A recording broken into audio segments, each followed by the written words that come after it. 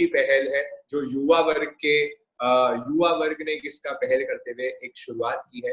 तो आज इसी कड़ी में आगे हर संडे की तरह वापस हमने नमन और रिद्धि भाभी को आपके समक्ष लाए हैं, और वो वापस आज एक विशेष प्रस्तुति के साथ, विशेष स्पेशल सेशन के साथ लाए हैं। जो हमने लास्ट संडे ब्रेन की साइंस करी थी, वो ही उसको आज कैरी फॉरवर्ड करते हुए आज डीमिस्टिफाइंग ब्रेन का पार्ट 2 है। और पार्ट 2 में वापस आज आपको डिटेल में बहुत गहरी साइंसेस, विज्ञान की, और वो कैसे हमारे धर्म में कहाँ इनकॉर्पोरेटेड है, हमारे एंशिएंट स्पिरिचुअल कल्चर्स में, इंडियन कल्चर में कहाँ इसकी रूट्स ऑलरेडी है, वो नमन और भाभी आपको लिंक करते हुए बताएंगे। तो मैं स्वागत करना चाहूंगा MBA जो नमन ने किया हुआ है, CA रिद्धि ढाका। तो दोनों ही, मैं ज्यादा ब्रीफ इंट्रोडक्शन नहीं देते हुए आपका, क्योंकि लोग अब जानते ही हैं, परिचित है, तो अब हम चाहते हैं बस आप आपका सेशन अब शुरुआत करें और वापस हमें एनलाइटन करते हुए स्वानुभव की तरह हमें अंदर की ओर ले जाने का प्रयास करने। तो रिद्धि भाभी, आप एनेक्डोट बंद कर सकते हैं, वो ऑप्शन पे आप क्लोज कर दें। हाँ, उसका स्क्रीन शेयरिंग ऑन हो जाएगी। So yes, over to Naman and भाभी। जय जिनेंद्र एवरीवन। निपुण, आवाज आ रही है? थोड़ी लाउड। मैं रिक्वेस्ट करूंगा सभी जन से जो आज जुड़े हुए हैं, हमारा सेशन फेसबुक पे भी लाइव है, तो अगर किसी को दिक्कत है जूम पे सिक्योरिटी रीजन से, तो आप उनको भी मैसेज कर सकते हैं, वो अवश्य ही फेसबुक पे भी देख सकते हैं सेशन को। हमने लिंक उसकी भी ग्रुप पे डाल दी है, हमारे व्हाट्सएप ग्रुप्स पे।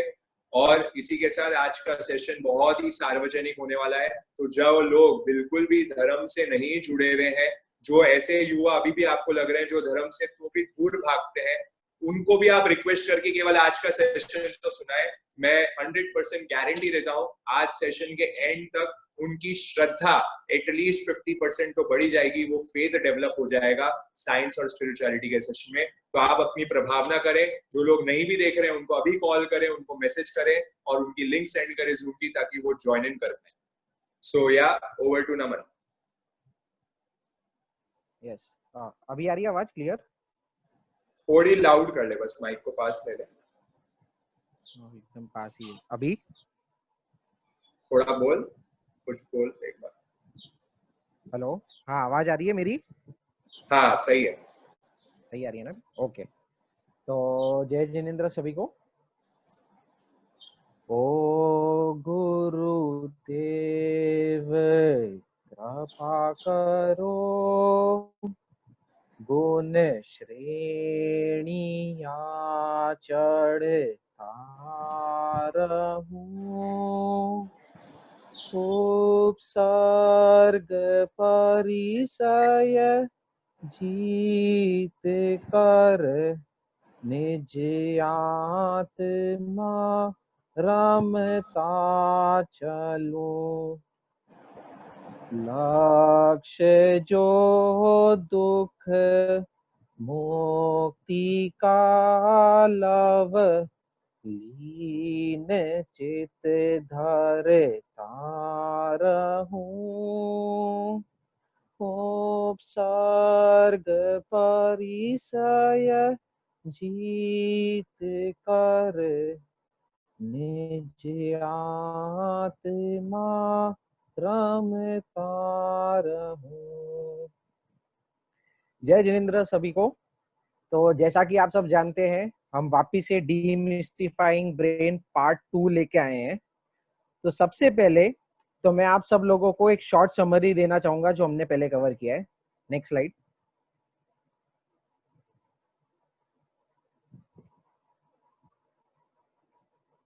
जी, तो जैसा कि आप सब जानते हैं कि डीमिस्टिफाइंग ब्रेन तो पार्ट 1 जरूर मैंने किया था, पर उसके पहले ऑलरेडी निपुण और महक ने माइंड के 2-3 सेशंस आपके सामने लिए थे। और जो हमारे साथ जुड़े हुए वो सब ये जानते होंगे कि वो सेशन में हमने बताया था कि हमारी जो ब्रेन है या जो माइंड है, इसके 3 पार्ट्स है। तो कुछ आपको यूनिक फैक्ट्स बताए थे, जैसे जो हमारा ब्रेन है वो दिन में 70,000 थॉट्स सोचता है। और हमने माइंड के 3 टाइप बताए थे कि एक कॉन्शियस माइंड होता है, एक सब कॉन्शियस माइंड होता है और एक अनकॉन्शियस माइंड होता है। तो इसका हमने थोड़ा सा आपको ब्रीफ पिछले सेशन में ऑलरेडी दिया था। नेक्स्ट।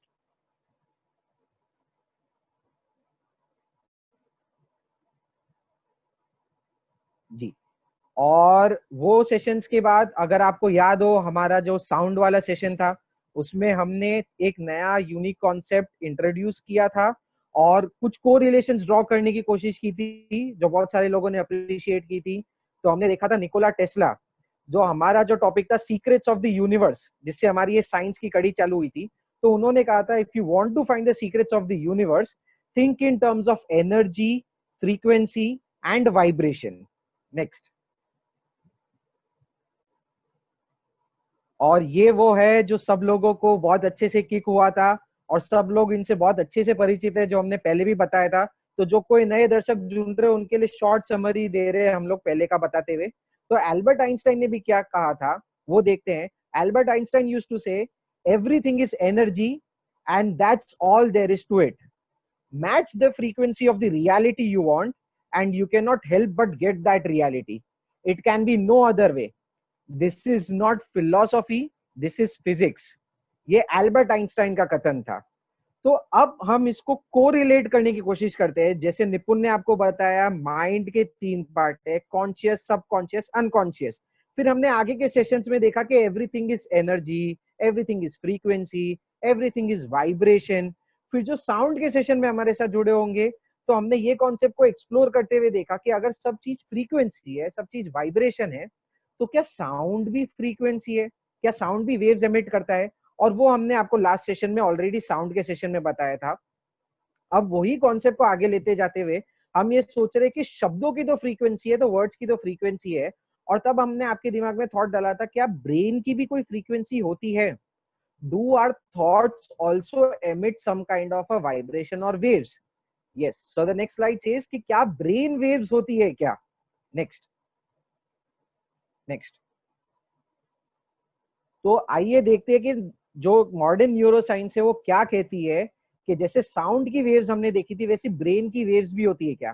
तो जैसा कि आप आपकी स्लाइड पे देख पा रहे हैं कि ब्रेन वेव्स होती है और ब्रेन वेव्स की अलग अलग कैटेगराइजेशन है। वेव्स हम सब जानते हैं कि ऊपर नीचे का आता है, और हमने साउंड के सेशन में देखा था वेव्स को जो मापने का तरीका होता है उससे हम बोलते हैं फ्रीक्वेंसी।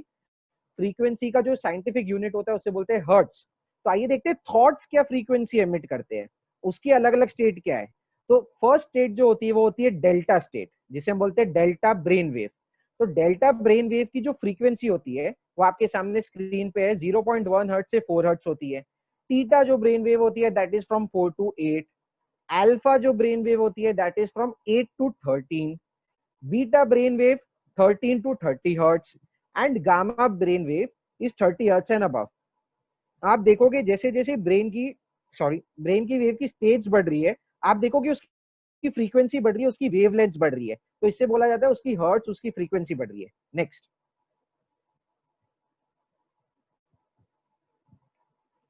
जी, तो आप सब सोच रहे होगे भाई ये है क्या, अल्फा, थीटा, बीटा, गामा? हमने पहले भी सुना है ग्रीक सिंबल्स में। वो बहुत सारी वॉर की मूवीज होती थी। मैंने जब फर्स्ट टाइम ये रिसर्च करते हुए सुना, तो हम लोग जब वॉर की मूवी छोटे थे ना, तब ऐसा आता था कि रॉजर अल्फा और अल्फा बीटा गामा, ऐसे ऐसे कुछ अलग अलग शब्द आ रहे थे। तो सबको ये दिमाग में आ रहा होगा कि ये है क्या, आपने बता दो दिया अलग अलग वेव्स है, पर इसका मतलब क्या है?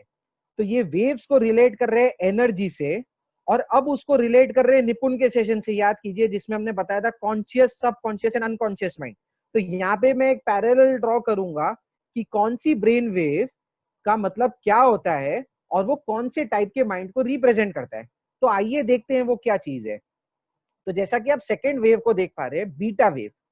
तो हम और आप जो नॉर्मल में कोई भी चीज सोच रहे हैं, नॉर्मल में हम जो काम कर रहे हैं, जब हम जगे हुए होते हैं और हमारा डेली रूटीन कर रहे हैं, यानी जब हमारे पांचों के पांचों सेंसेस एक्टिव होते हैं और कॉन्स्टेंटली इंफॉर्मेशन ग्रास्प करते हैं दुनिया से, तब जो हमारी ब्रेन की वेव्स होती है वो बीटा ब्रेन वेव्स होती है। ओके, नेक्स्ट है अल्फा ब्रेन वेव। अब जब अल्फा ब्रेन वेव कब अपीयर करती है? जब हम जगे हुए तो है, पर हमने हमारी आंखें बंद कर ली है। हमने जो बाहर की इंफॉर्मेशन है ना वो कम से कम आ रही है। सेंसेस जो है, हमारी 5 इंद्रियां, वो थोड़ी सी मंद हो गई है। यानी हम जगे हुए तो हैं, पर हम ऐसा बोलते हैं ना कि ये यार ये इधर तो है, फिजिकली प्रेजेंट है पर मेंटली कहीं एब्सेंट हो गया है, लगता है ये ख्यालों में खो गया है, इमेजिनेशन में चले गया है।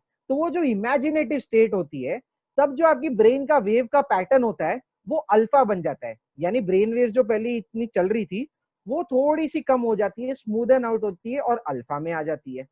अब नेक्स्ट देखते हैं टीटा। टीटा क्या होता है? टीटा ब्रेन वेव्स को बोलते हैं, आप सबने सुना होगा हिप्नोसिस के बारे में, हिप्नोटिक के बारे में, जो हम बोलते हैं ना किसी का सम्मोहन कर लिया, यार इसने मेरे को हिप्नोटाइज कर दिया। तो हिप्नोटाइज पहले लोगों को लगता था कि it's not a science, but I will tell you it is an actual science. You can hypnotise people अगर आता है, और अगर हिप्नोटाइज भी नहीं कर पाओ तो हिप्नोटिक स्टेट होती है। हिप्नोटिक स्टेट का मतलब क्या होता है? जब आपकी बॉडी भी सो गई है, आपका माइंड भी थोड़ा सोया हुआ है, और आप एक ड्रीम वर्ल्ड में चले गए हो, एकदम अलग स्टेट में चले गए हो, जहां टीटा हिप्नोटिक स्टेट का मतलब क्या है? मेरे को आपके दिमाग में जो फीड करना है वो तुरंत फीड हो जाएगा, क्योंकि मैंने आपको हिप्नोटाइज कर दिया है। तो जब आपकी ब्रेन वेव हिप्नोटिक स्टेट में होती है, यानी टीटा ब्रेन वेव्स में होती है, तब आपको कोई भी एक्सटर्नल मैसेज मिल रहा है वो डायरेक्टली जाके रजिस्टर हो जाता है। तो इस टीटा ब्रेन वेव को जब हम सोते भी हैं, तब हम देखते हैं कि जब हम सोते हुए जब सपने देख रहे हैं, जब हम ड्रीम कर रहे हैं, तब हमारी टीटा ब्रेन वेव्स आती है। और नेक्स्ट है delta brain waves. Delta brain waves क्या होता है? हम सब जानते हैं, साइंस ने आजकल बहुत बोला है कि डीप स्लीप करके कॉन्सेप्ट होता है। तो आज यंगस्टर्स बहुत देखेंगे, बहुत सारे लोग फिटबिट पहनते हैं, अलग अलग टाइप की स्मार्ट वॉचेस पहनते हैं, मोबाइल में उनके एप्स है, तो वो एप्स में लिखा हुआ है कि आपका स्लीप का पैटर्न कैसा गया, आपने कितने टाइम डीप स्लीप ली। तो साइंस बहुत फोकस करता है कि आपको एटलीस्ट 1.5 से 3 या 4 घंटे की कुछ मतलब डीप स्लीप आनी चाहिए, because deep sleep is a restorative sleep. जब हमारा ब्रेन डेल्टा ब्रेन वेव्स में चले जाता है, यानी डीप स्लीप में चले जाता है, तब हमारी बॉडी का रिपेयर चालू होता है। देखो पूरे दिन तो हम लोग कॉन्शियसली काम कर रहे हैं, पर हमारे बॉडी को भी तो थोड़ा आराम चाहिए, रिकवर होने के लिए टाइम चाहिए। निपुण, आवाज क्लियर आ रही है ना मेरी? हाँ, आवाज आ रही है एकदम। जिनको आवाज थोड़ी लेस आ रही है वो अपना साउंड को चेक करें, ईयरफोन्स लगा के ट्राई कर ईयरफोन्स लगा सकते हैं। के। बाकी आवाज प्रॉपर है एकदम, कोई दिक्कत नहीं ओके।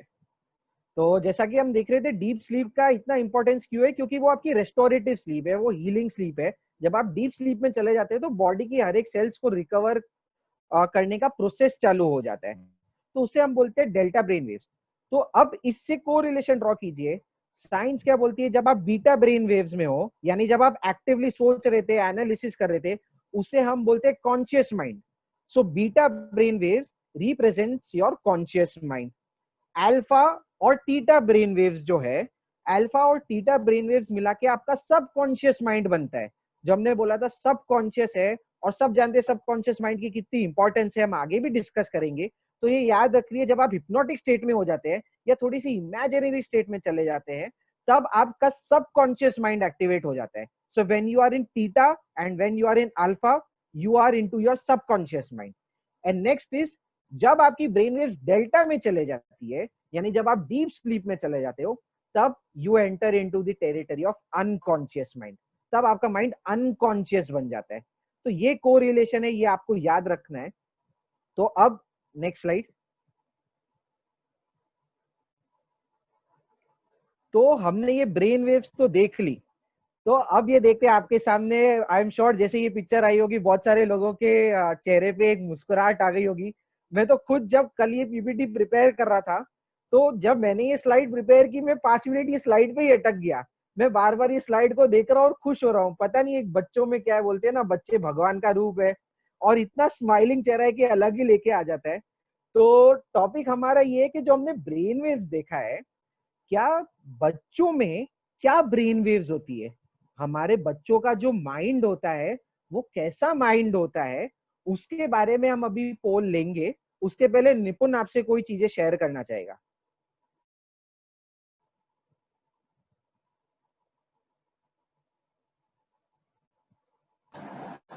हाँ।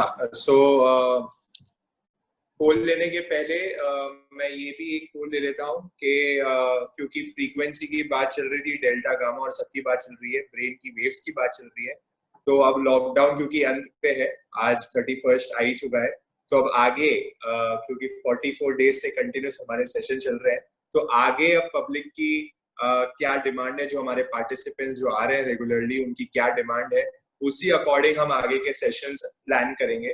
तो मैं एक छोटा सा पोल आप लोग के सामने यहाँ रख रहा हूँ, तो उसमें आप कितनी बार आगे हमारे सेशंस चाहते हैं और क्या टाइमिंग पे चाहते हैं, तो उसके 2 क्वेश्चंस का पोल है, तो वो आपके स्क्रीन पे आ चुका है। तो आप लोग प्लीज इसको फिल करें और फिर हम एक और क्वेश्चन लेते हैं जो नमन के सेशन से रिलेटेड है।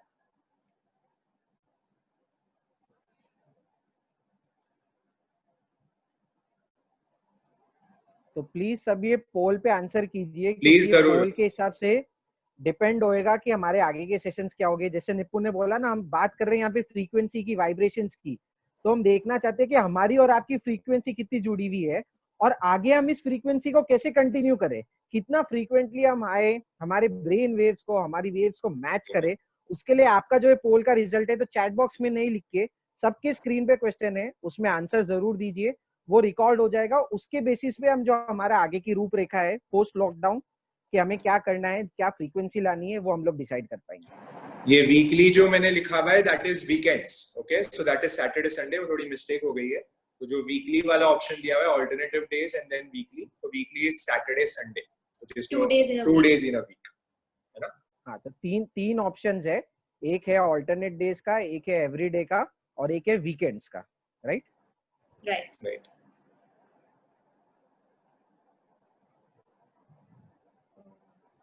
So we'll just wait for 1 minute more.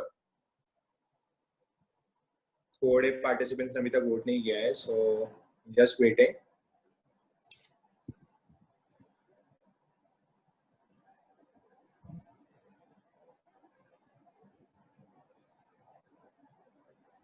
ठीक है, so I'm ending the poll.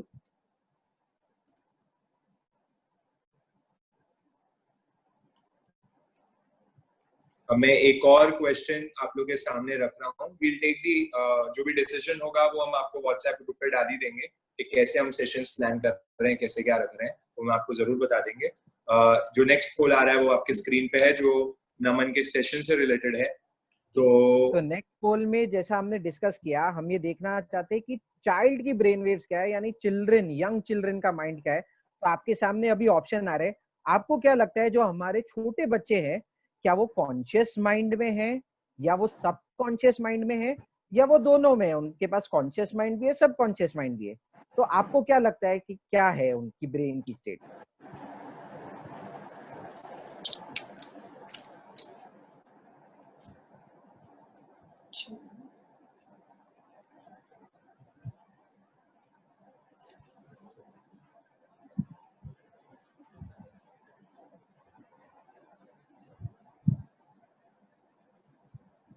Few seconds मोर, फटाफट से आप लोग आपके आंसर्स डाल दीजिए। एंड मुझे तो बड़ी एक्साइटमेंट हो रही है क्योंकि हम कौन सी वेव्स में, डेल्टा में है, गामा में है, अल्फा में है। नमन आपको कौन सी वेव्स आज बता रहे हैं, तो उसके लिए बड़ी एक्साइटमेंट है। आगे क्या रिलेशन करने वाले हैं मुझे नहीं मालूम, ये साइंस में कभी ना कभी तो पढ़ा था हमने, पर आगे इसका क्या रिलेशन है क्या नहीं है वो आगे के सेशंस में हमें मालूम पड़ेगा। So stay tuned. Aditya, Arya? हाँ, परफेक्ट। नमन आत्म परमात्मा को वीतराग भगत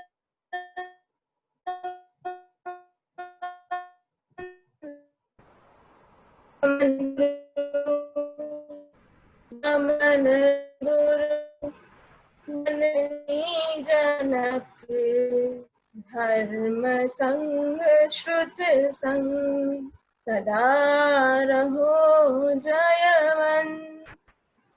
है उपकार अनंत, है उपकार अनंत। सभी को सादर जय जिनेन्द्र। तो स्टार्ट करते हैं हमारे टॉपिक के साथ, ब्रेन वेव्स इन चाइल्ड। तो जैसे कि हमने हमारे पोल के रिजल्ट्स देखे, मेजॉरिटी ऑफ द लोगों को ये लगता है कि जो छोटे बच्चे होते हैं हम यहाँ पर बात कर रहे हैं छोटे बच्चों की, तो उनकी जो ब्रेन वेव्स है, सबको लगता है कि उनके पास कॉन्शियस माइंड भी उनका एक्टिव रहता है और सबकॉन्शियस माइंड, दोनों माइंड उनके एक्टिव रहते हैं। तो आज आइए समझते हैं कि एक्चुअल में रियलिटी क्या है, साइंस क्या है। तो इनको तो आई थिंक सभी इनको अच्छे से जानते होंगे। ये है वॉल्ट डिज्नी। वॉल्ट डिज्नी जिन्होंने मिकी माउस, डोनाल्ड डक, जो डिज्नी के जो क्रिएटर है वो ये है। तो इनका क्या कहना था, ये कहते हैं कि I think the child's mind is a blank book. एक बच्चे की माइंड एक खाली किताब है। उसके जो during the first years of his life much will be written on the pages and the quality of that writing will affect his life profoundly। मतलब कि एक बच्चे की जो माइंड होती है वो एक खुली किताब के जैसे होती है, एक ब्लैंक स्लेट के जैसी होती है। जो उसके इनिशियल ईयर्स है, उसके लाइफ के जो सबसे स्टार्टिंग के ईयर्स है, उस पे हम उसको ब्लैंक स्लेट को फिल करते जाएंगे और उसमें हम किस तरीके का जो राइटिंग करेंगे, क्या लिखेंगे, क्या क्वालिटी लिखेंगे, उससे उसकी जो लाइफ है वो अफेक्टेड होगी। तो आगे बढ़ते हैं। तो इसके पहले मैं आपको एक चीज एग्जाम्पल्स के साथ समझाना चाहूंगी। सपोज हम सब ने कभी ना कभी लैपटॉप खरीदा होगा, कंप्यूटर खरीदा होगा। तो लैपटॉप क्या होता है, एक पहले उसका एक हार्डवेयर बनता है, उसकी जो मशीन है उसकी बॉडी बनती है, ठीक है, फैक्ट्री में वो लैपटॉप बन गया। अगर मान लीजिए मैं आपको ये लैपटॉप बस फैक्ट्री में से बन गया और यूं के यूं आपको दे दूं, तो क्या आप इसे यूज कर पाएंगे? क्या वो लैपटॉप आपके किसी काम का है? जी नहीं। क्यों? क्योंकि उसके पास सिर्फ एक बॉडी है, उसका सिर्फ एक आउटर हार्डवेयर है। उसका जो सबसे मोस्ट इम्पोर्टेंट पार्ट है वो होता है उसके अंदर का सॉफ्टवेयर। अगर आप कोई फोन खरीदिए, अगर आपके फोन में कोई फंक्शन ही ना हो, अगर आपके फोन में कॉलिंग फंक्शन नहीं है, मैसेजेस फंक्शन नहीं है, आपको सिर्फ, फिर तो कोई जो खिलौने वाला फोन है और जो हमारा स्मार्टफोन है उसमें क्या डिफरेंस होता है? डिफरेंस यही होता है कि फोन तो दोनों है, हार्डवेयर दोनों है, बट जो रियल डिफरेंस है वो उसके अंदर का सॉफ्टवेयर होता है, उसकी यूटिलिटी का होता है। वैसे ही एक बच्चे का जो दिमाग होता है जब वो माँ के गर्भ में होता है, बहुत सारे लोग ये जानते होंगे जो यहाँ पे जुड़े हैं कि हम DMIT करते हैं, उसमें हमेशा हम ये चीज बहुत अच्छे से पेरेंट्स को एक्सप्लेन करते हैं कि कोई भी बच्चा जब माँ के गर्भ में होता है तो ड्यूरिंग द सेकेंड ट्राइमेस्टर यानी 3rd मंथ से लेकर 6th मंथ का जो पीरियड होता है, उसमें एक बच्चे का ब्रेन जो होता है वो डेवलप होता है, वो बनना शुरू होता है और 3rd से 6th मंथ के पीरियड में ये पूरा प्रोसेस कंप्लीट होता है, उस बच्चे का मस्तिष्क बनकर रेडी होता है। तो ये तो हो गया उस बच्चे का हार्डवेयर।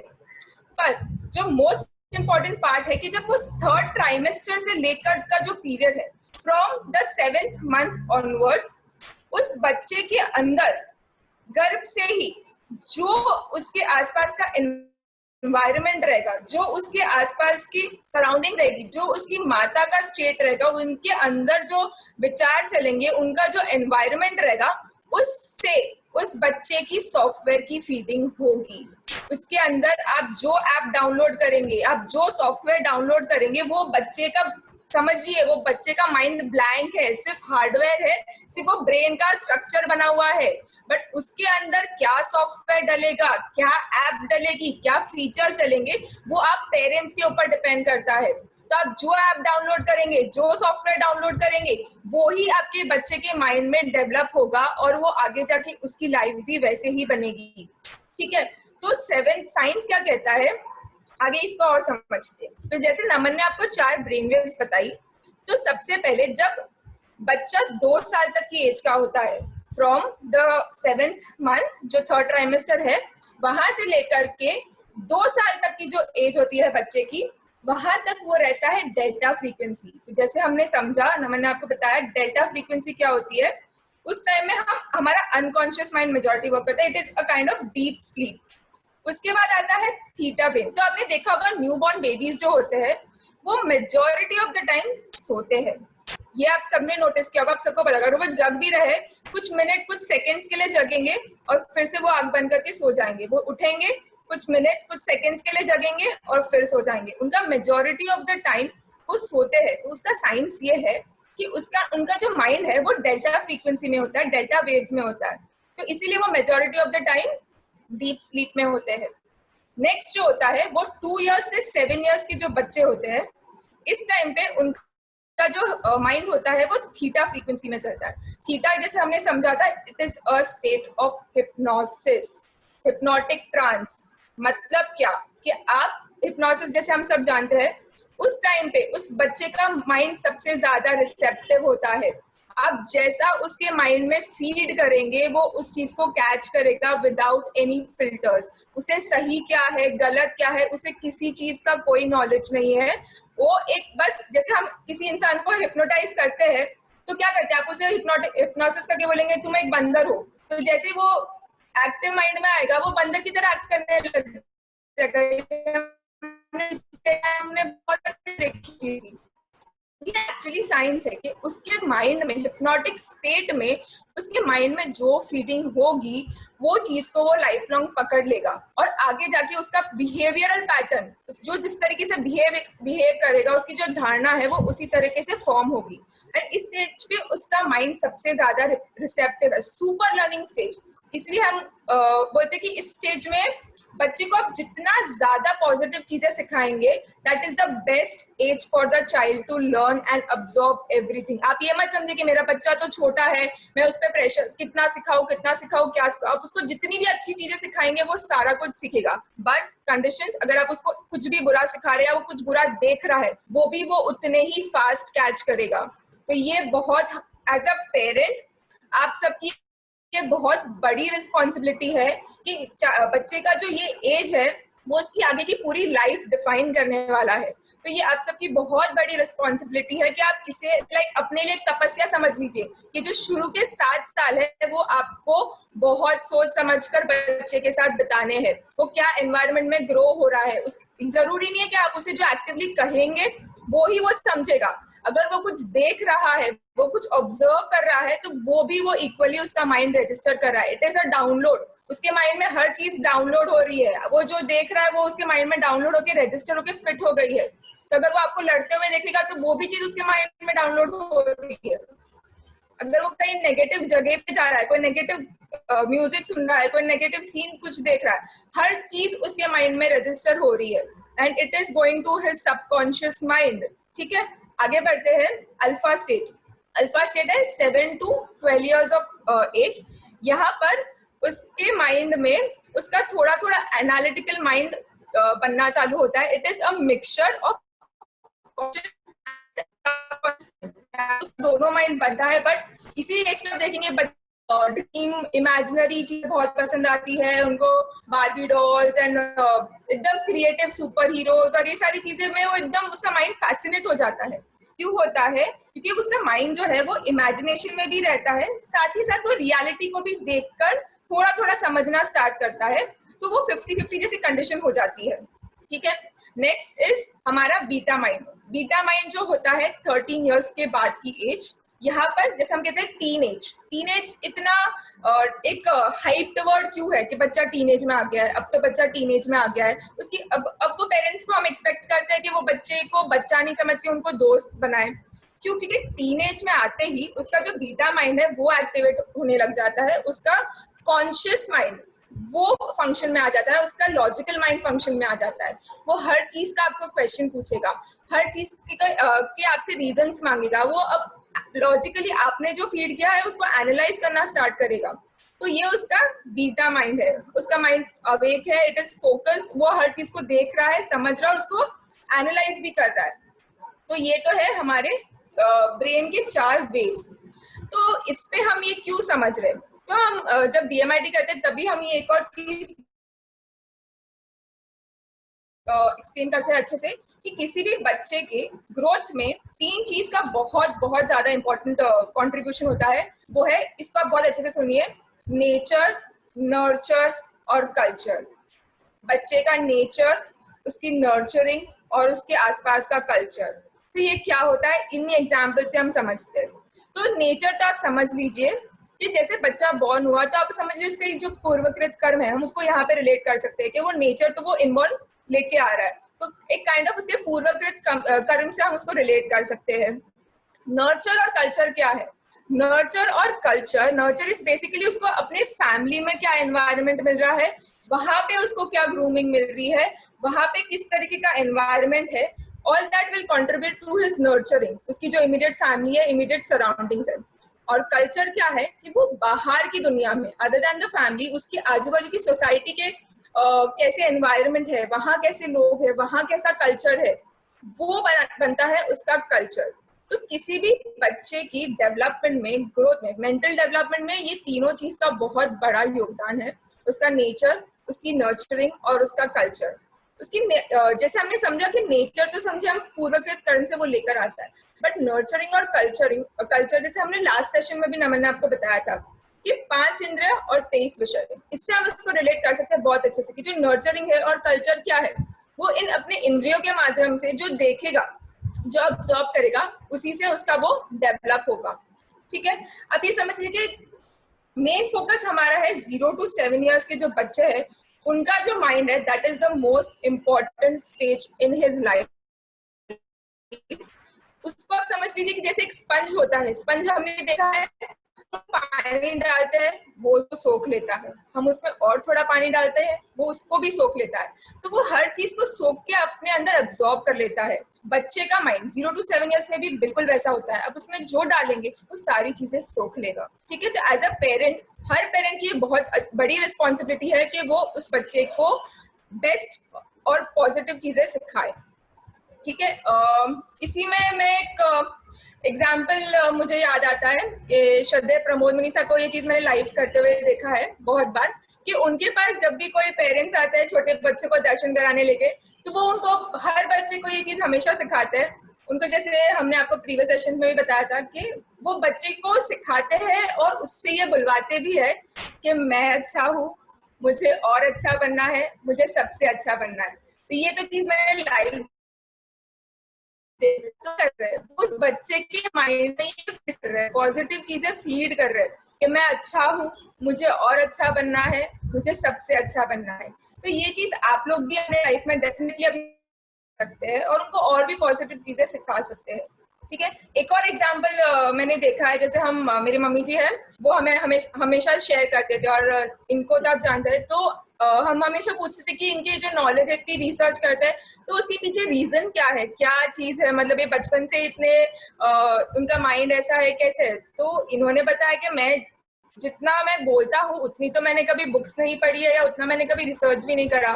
फिर हम ऐसी मम्मी से डिस्कस कर रहे थे, तो मम्मी ने बताया कि जब वो प्रेग्नेंट थे, ये उनके गर्भ में थे, तब उन्होंने ये चीज शेयर करी कि वो हमेशा विजुअलाइज करते थे कि मेरे बच्चे को बहुत नॉलेज होगा, उसका माइंड बहुत अच्छा होगा, उसकी इंग्लिश बहुत अच्छी होगी, उसकी विश्व ख्याति फैलेगी। तो ये सारी चीजें वो माइंड में, जब वो बच्चा गर्भ में था, तब वो चीजें सारी उनके माइंड में वो इमेजिन करते थे, विजुअलाइज करते थे, और बच्चे को भी वो पॉजिटिव वाइब्रेशन देते थे। ठीक है, तो इन सब चीजों का रियल में हमारे लाइफ में बहुत ज्यादा एक एक्चुअल में कंट्रीब्यूशन होता है। इसी को हम देखते हैं कि मरिया मॉन्टेसरी करके है। मॉन्टेसरी मेथड ऑफ एजुकेशन तो बहुत लोगों ने सुना होगा, बहुत फेमस है।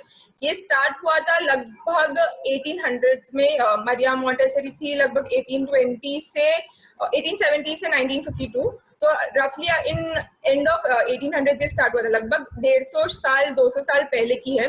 तब भी लोगों ने ये चीज समझ ली थी कि the most important period of life is not the age of university studies, but the first one, the period from birth to the age of 6।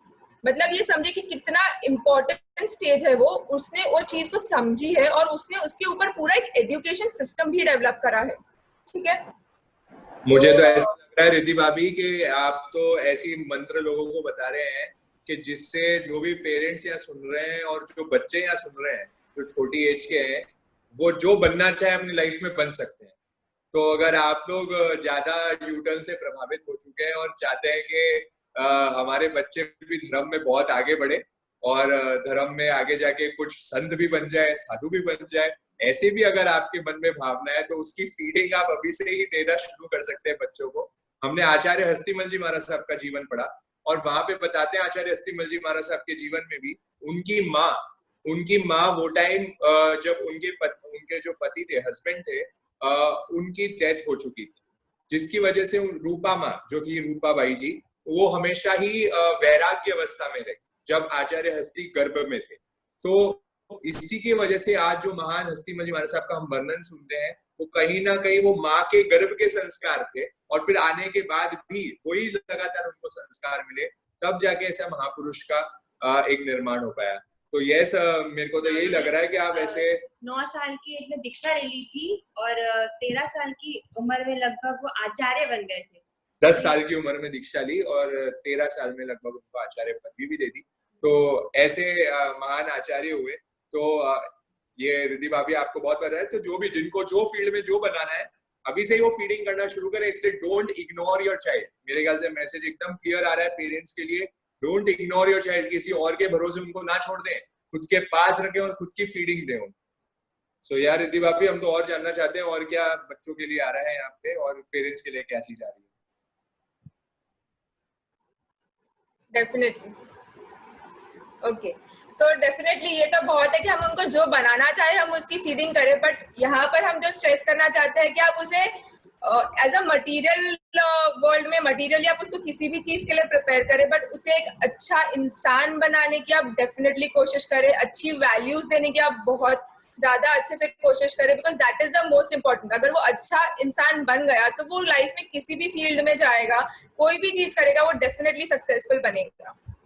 आता है हमारे जो एंशिएंट कल्चर की बात करते हैं हम हमेशा, तो उसमें आप देखेंगे कि ये बहुत हम लोग तो हमेशा से ये सारी चीजें करते आए। तो पहले से ही जब एक कोई लेडी प्रेग्नेंट होती थी तो उस चीज पे हमेशा से बहुत ज्यादा फोकस रहा है हमारे पुराने समाज से लेके आज तक भी बहुत सारे जन ये फॉलो करते हैं कि प्रेग्नेंट लेडी को हमेशा दशवकाले, कुछ सुन्नम, ऐसी अलग अलग बहुत शास्त्र की चीजें, गाथाएं, भगवान की वाणी उनको बहुत सुनाई जाती है, ताकि उनका जो माइंड है वो अच्छी चीजों में लगे और वो उसका अच्छा इम्पैक्ट बेबी पर भी पड़े।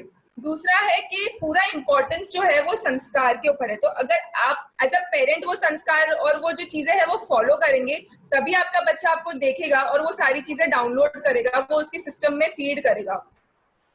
तीसरा है कि जो आजकल के थोड़ा कल्चर हो गया है कि बच्चे को वर्किंग पेरेंट्स होते हैं, तो बच्चों का जो मेजॉरिटी ऑफ द टाइम जाता है वो कभी कोई नानी के साथ और थोड़ा वैसे हो जाता है।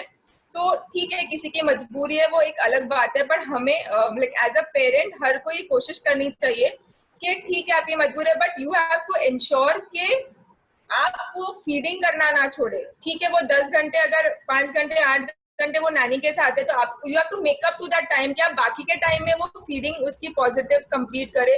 आप उससे समझे कि उसका माइंडसेट क्या बन रहा है, किस तरीके से वो विचार करे, उसका दिन कैसा रहा, उसे टाइम दे, उसे नर्चर करे अच्छे से।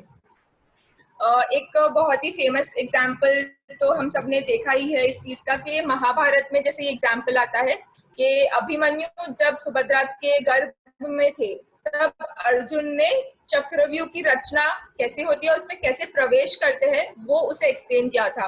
और अभिमन्यु ने गर्भ में ही वो विद्या सीख ली थी।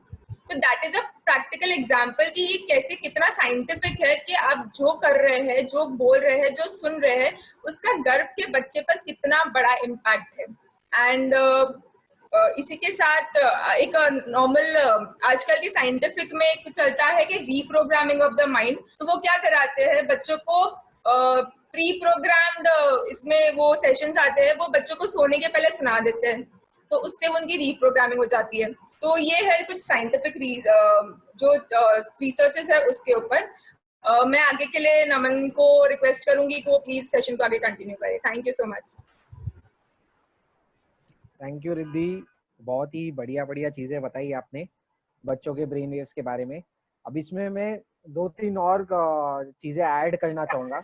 इसमें जैसे बोला कि जो एक इम्पॉर्टेंट पॉइंट रिद्धि ने बोला ना कि आजकल का क्योंकि मॉडर्न वर्ल्ड के हिसाब से हम बहुत सारे बच्चों को नैनी के पास या आया के पास छोड़ के जा रहे हैं, वो एक मजबूरी है। और इससे समझिए कि पहले का कल्चर कैसे था। Now we have started entering into nuclear family. थोड़ी लाउड एको हो रही है और थोड़ी सी अभी भी एको हो रही है, है। अभी आ रही है सही? एक बार टेस्ट कर, एक बार थोड़ा और कुछ। हाँ, मैं बोल रहा हूँ कि पहले की फैमिलीज जो होती थी अब आ रही है क्लियर? ओके, हाँ। परफेक्ट। तो जो पॉइंट एम्फसाइज करना चाह रहा था वो ये था कि पहले का जो सिस्टम था वो सब जानते, जॉइंट फैमिलीज थी, अब वो न्यूक्लियर फैमिलीज पे आ गई है। हमें लग रहा है कि हम लोग प्रोग्रेस कर रहे हैं, एडवांस कर रहे हैं, मॉडर्न हो रहे हैं। मॉडर्नाइजेशन की आड़ में हम बहुत सारी पुरानी चीजों को ऑर्थोडॉक्सिकल बोल रहे हैं, पर ये साइंसेस हमें वापस से हमारे एंशिएंट विजडम पे लेके जाती है। पहले के टाइम में जब जॉइंट फैमिली होती थी उसका बेनिफिट सोचिए। अगर माँ अपने कोई काम में बिजी है, पिता अपने कोई काम में बिजी है, और वो किसी कारणवश बच्चे को टाइम नहीं दे पा रहे हैं, तो पहले के टाइम में हमारी दादी होती थी, हमारे दादा होते थे, हमारे नाना होते थे, हमारी नानी होती थी। बच्चा भले ही माँ बाप अपने काम में बिजी है, पर बच्चों का मेजर टाइम जाता था उनकी दादा और दादियों के साथ। और आप जानते हो दादा और दादी क्या करते हैं? वो अपनी कहानियां सुनाते हैं, सिर्फ धर्म की नहीं, धर्म की फीडिंग तो करते ही है, साथ में उनकी जो विजडम है, उन्हें जो एक्सपीरियंसेस गेन किए लाइफ में वो शेयर करते हैं। तो आप सोचिए, जब वो सबकॉन्शियस माइंड में है 7 साल तक, वो स्पॉन्ज की तरह अब्सॉर्ब कर रहा है लर्निंग को, तब के टाइम में as compare to a nanny और एन आया, अगर वो आपके दादा, आपकी दादी, आपके चाचा, आपकी चाची, आपके मामा, आपकी मामी, आपके नाना, आपकी नानी के गोद में होता, उनके साथ टाइम स्पेंड कर रहा होता, तो उसका ब्रेन कैसे डेवलप होता? ये बेनिफिट्स थे जॉइंट फैमिली के। हमने मॉडर्नाइजेशन की आड़ में छोड़ दिया है, क्योंकि अब हम सब चले गए पैसे कमाने में। कंचन और कामिनी, हमें सिर्फ 2 ही चीज याद रहती है, और फिर हम आगे जाके रोते, अरे यार मेरा बच्चा ऐसा हो गया, वो मेरे को छोड़ के जा रहा है, वो ऐसे रह रहा है, वो मेरी बात नहीं सुनता है। Did you take up as your responsibility जिसको आपको बताया गया था कि आपकी रिस्पॉन्सिबिलिटी थी? कभी भी आज के बाद जो पेरेंट्स अपने बच्चे को कोसते हैं, वो कोसना बंद कर दीजिए। कोस रहे हो तो याद रखना, आपने ही कुछ कमी रखी है, आपने ही कुछ मेहनत करने में कुछ कमी रखी है, आपने सही संस्कार नहीं दिए या सही एनवायरमेंट नहीं दिया है। तो it is always a fact, you are the manufacturers of your child's life. आप जो मैनिफेस्ट करना चाहते हो वो कर सकते हो, उसके लिए सब सिस्टम्स की जिम्मेदारी आपकी है। क्योंकि बच्चा तो बेचारा छोटा है, वो खुद से नहीं सोच सकता है कि मेरे को क्या चीज मिले, मैं क्या चीज देखूं, मैं क्या चीज खाऊं, मैं क्या चीज सुनूं, मैं क्या चीज पहनूं। वो सबकी जिम्मेदारी आपको दी गई थी। तो आपको ये सिस्टम से प्लेस में लेके आने हैं और वापिस से गौरवान्वित महसूस करना है हमारे इंडियन कल्चर पे। ऑर्थोडॉक्सिकल मत बोलिए, इससे बोलिए कि बहुत ही साइंटिफिक कल्चर है। हमें उस चीज पे बहुत गर्व होना चाहिए, उस चीज को धारण में रखे। उसके पहले कल भी जैसे क्वेश्चन आया था, बहुत सारे लोगों का मिस हो गया था, मैं भी नहीं था उसमें। जब ये पूछा गया था कि यू टर्न की शुरुआत कैसे हुई थी, तो किसी ने पूछा था निपुण को कि आप लोगों का स्टार्ट कैसे हुआ ये धर्म में। तब जो आंसर दिया था, निपुण ने बोला था कि हमारा 2002 में चालू हुआ था, जब गुरुजी का चौमासा हुआ था हमारे यहाँ पे। मैं इसमें एक और एडिशन करना चाहूंगा, बहुत बड़ा और अहम रोल जो है वो आज की साइंस बता रही है, वो रोल है हमारे पेरेंट्स का। हमारे मम्मी, हमारे पापा का वो मेन रोल है। जब हम लोग छोटे थे तब से उनने फोकस किया हमारे धर्म में। तो हमें जो गुरुजी भी मिले हैं, वो गुरुजी भी किसकी देन है? वो गुरुजी माँ और पिताजी ने हमारे लिए चूज किया था, वो हमें स्थानक लेके गए थे। अगर वो ये चीजें फॉलो नहीं कर रहे होते तो वो चीज शायद हमारे में नहीं आती। हमें याद है, मम्मी बताती है कि जब मम्मी प्रेग्नेंट थी, फुल टाइम प्रेग्नेंट थी, when I was in the 9th month of my birth, तब भी पर्यूषण का टाइम चल रहा था, और मम्मी ने तब भी पर्यूषण में एक भी दिन प्रतिक्रमण नहीं छोड़ा है। तो मम्मी बोली कि तू फुल टाइम में था, तब भी मैंने प्रतिक्रमण किया। तो मम्मी का क्या डेडिकेशन होगा, मम्मी की क्या श्रद्धा होगी धर्म के लिए, कि कुछ भी हो जाए मेरे को धर्म नहीं छोड़ना है। वरना तो आज लोग हल्का सा प्रेग्नेंट हो जाते, नहीं मेरे को रेस्ट करना है, मेरे को ये करना है, मैं आराम से सो जाऊंगी, मैं आराम से बैठूंगी, मेरे मूड स्विंग्स हो रहे हैं, मेरे को आइसक्रीम ला के दो, मेरे को मूवीज दिखाओ। पर हमारी माँ क्या कर रही थी? हमारी माँ रात रात भर बैठ के बुक्स पढ़ रही थी। जैसे रिद्धि ने बताया ना, मम्मी बोलती है तेरे टाइम में मैंने इतनी बुक्स पढ़ी है, सिर्फ मेरे नहीं, निपुण के टाइम में भी मम्मी ने बहुत सारी समय की बुक्स पढ़ी, गुरु वंदन किया, प्रतिक्रमण नहीं छोड़ा, भले ही शरीर में कैसी वेदना हो रही हो। वो संस्कार है। और उसके साथ पापा का सप्लीमेंटेशन देखिए, हमें अब तक याद है। ये हमारा वापिस से सौभाग्य रहा कि पहले हम लोग बहुत ही मॉडेस्ट स्टार्टिंग से चालू हुए थे। हम एक छोटे से घर में रहते थे प्रार्थना समाज में, जो एक 1 BHK से भी छोटा था। तब हमें याद है हम लोग एक ही जगह सब लोग सोते थे, और पापा का शेड्यूल था रोज सुबह उठ के वो 1-2 समाई कर रहे हैं, तो हम यहाँ पे सो रहे हैं, जस्ट बाजू में पापा की समाई चालू होती है। पापा समाई में भक्तामर बोलते थे, पापा समाई में अलग अलग भजन बोलते थे। तो बहुत सारे लोगों का हम लोग के पास क्वेश्चन आया है कि आप लोगों के स्तवन तो बहुत अच्छे होते हैं, आप लोगों के भजन तो बहुत अच्छे होते हैं, ये कहाँ से आया है? पापा ने ये और साइंस शायद समझी थी, नहीं समझी थी, सब कॉन्शियसली समझी हुई थी। वो मन में भजन नहीं गाते थे, वो बोल बोल के गाते थे। और हमें याद है हम लोग सो रहे हैं, पर सोते हुए भी वो माइंड एक्टिवेट था, सबकॉन्शियस था, फीडिंग थी। तो अगर आप निपुण से भी पूछोगे, हम दोनों का ऐसा है कि जब हम लोग बड़े हुए ना, हमने कितने सारे भजन तो याद ही नहीं किए, हम लोग को ऑटोमेटिकली याद थे। हम सोचते थे, जबकि इतने टेक्निकल वर्ड्स थे, मारवाड़ी के वर्ड्स थे, तो भी हमें याद थे, क्योंकि बचपन से रोज पापा समाई में बोलते थे। भक्तामर का एक इंटरेस्टिंग एग्जाम्पल बताऊंगा। पापा जब भक्तामर बोलते थे ना, उनका रोज का नियम था, वो भक्तामर बोलते थे। पर पापा भक्तामर की जो शुरू की 4 गाथा होती है ना, वो तो लाउडली बोलते थे, और फिर वो थोड़ा फ्लो चले जाता है ना, तो मुन मुन मुन मुन करके और अंदर ही अंदर बोलने लग जाते थे। तो आप निपुण से पूछोगे, और मेरा भी पर्सनल एक्सपीरियंस शेयर कर रहा हूँ, वो 4 गाथाएं हमें बाई हार्ट याद है, बिना याद किए हुए, क्योंकि वो रोज कॉन्स्टेंटली फीडिंग मिली थी, तो वो सबकॉन्शियस में घुस गई है। इतना इजी, जब हमने भक्तामर लर्न करना चालू किया, 4 गाथाएं तो ऐसी लगी, अरे ये तो आती है, एकदम इजी है। तो कितना प्रभाव होता है माँ बाप के संस्कार का, सिर्फ माँ का नहीं है, पिताजी का भी उतना ही रोल प्ले है। उनका डिसिप्लिन था कि कोई भी संत आ जाए, कोई भी चौमासा आ जाए, हमें स्थानक में जाना ही है, और स्थानक में जाना है तो हमें चोल दुपट्टा पहनना है, जो भी यूनिफॉर्म, जो भी जिसका जो कल्चर है वो फॉलो करते थे। तो इतनी इंपॉर्टेंट उनने फीडिंग दी है, जिसका ये रिजल्ट है कि हमारे अंदर भी वो संस्कार आ पाए। तो मैं तो गुरु से भी पहले माँ और पिता की कृपा मानता हूँ कि हमारी धर्म की शुरुआत हमारे माताजी और पिताजी से हुई है, और उनकी वजह से ही हमें गुरु मिला है। गुरु ने आके और फर्दर नर्चरिंग की और फर्दर कल्चरिंग दी, पर मेन योगदान माँ बाप का है। उनके लिए बहुत बहुत कृतज्ञता। और इसके लिए एक और एग्जाम्पल भी दिमाग में आता है कि मैंने कई कहानी पढ़ी थी, उसमें क्या लिखा था मालूम है? जोधपुर के एक व्यक्ति था, वो बहुत वीर योद्धा था, ठीक है, पर जब वो युद्ध करने गया ना, उसकी डेथ हो गई। तो जो लोग थे, उसके जो प्रजाजन थे वहां के, वो राजा को आके मालूम है क्या बोलते हैं कि आप तो इतने वीर पिता हो, आपने इतने वीर पुत्र को जन्म दिया जिसने इतनी भयंकर युद्ध लड़ी, तो आप एक और पुत्र पैदा क्यों नहीं करते? वीरता तो आप में ही है ना, आप अगर एक और पुत्र पैदा करोगे तो एक और देन होगी और हमारी डायनेस्टी अच्छे से चलेगी। तो अब गौर से सुनिएगा, वो पिता ने आंसर क्या दिया।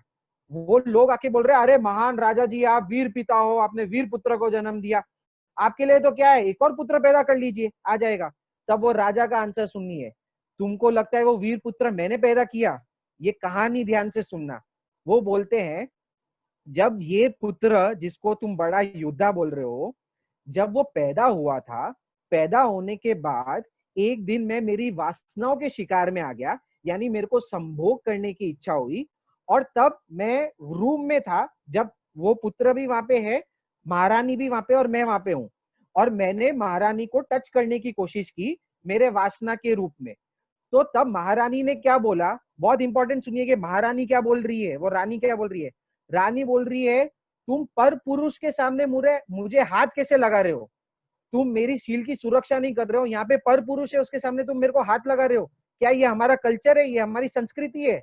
तो राजा जी बोलते, पर पुरुष क्या है, ये तो छोटा सा बच्चा है, और अपना ही बच्चा है, कोई पराया तो है नहीं, और इतना छोटा सा, इसको क्या समझ है? मैं तो अभी वासनाओं के आवेग में हूं, मेरे को संभोग करने दो, मेरे को तो इच्छा हो रही है। तब मालूम है रानी ने क्या किया? रानी ने उसी क्षण जब राजा के मुंह से ये सुना, उनने जीभ खींच के अपनी जान ले ली, अपनी शील की सुरक्षा की। तो रानी ने क्या मैसेज दिया? तो महाराजा क्या बोलते हैं, तुम्हें लगता है वो वीर पुत्र मेरी देन है? वो वीर पुत्र मेरी देन नहीं है। अगर तुम चाहते हो कि तुम्हारे समाज में ऐसा वीर पुत्र आए, तो जाओ पहले उसकी जैसे वीर माता ढूंढ के लाओ। वो मेरा योगदान नहीं था, वो उस वीर माता का योगदान था।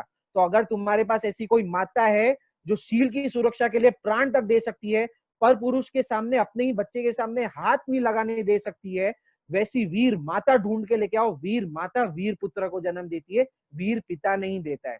तो ये क्या बता रहा है? संस्कारों का इंपॉर्टेंस, जो हमारे शास्त्र बोलते हुए आए हैं कि जब से गर्भ में है, पुच्छी सुनन सुनाओ, दशवे कालिक सुनाओ, अच्छे अच्छे शास्त्र सुनाओ, और खुद अपने अंदर डिसिप्लिन लाओ। खुद पूरे जो जो चीजें उससे फॉलो करवाना चाहते हो वो अपने जीवन में आत्मसात करो। जब आप वो करोगे तो ऑटोमेटिकली बच्चे की, क्योंकि थीटा ब्रेन वेव है, हिप्नोटिक स्टेट है, सबकॉन्शियस माइंड है, डायरेक्ट फीडिंग उसके अंदर होते रहेगी। तो अब हम नेक्स्ट पे जाते हैं, नेक्स्ट स्लाइड।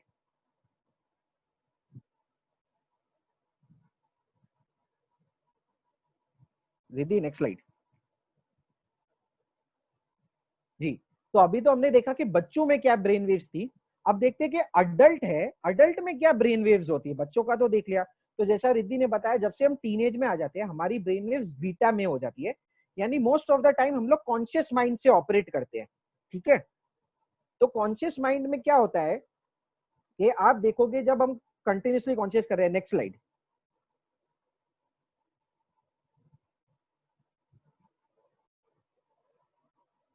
जी, तो हमने ये देखा था, हमने हमारे टॉपिक में डाला था कि हम स्ट्रेस लेके आएंगे।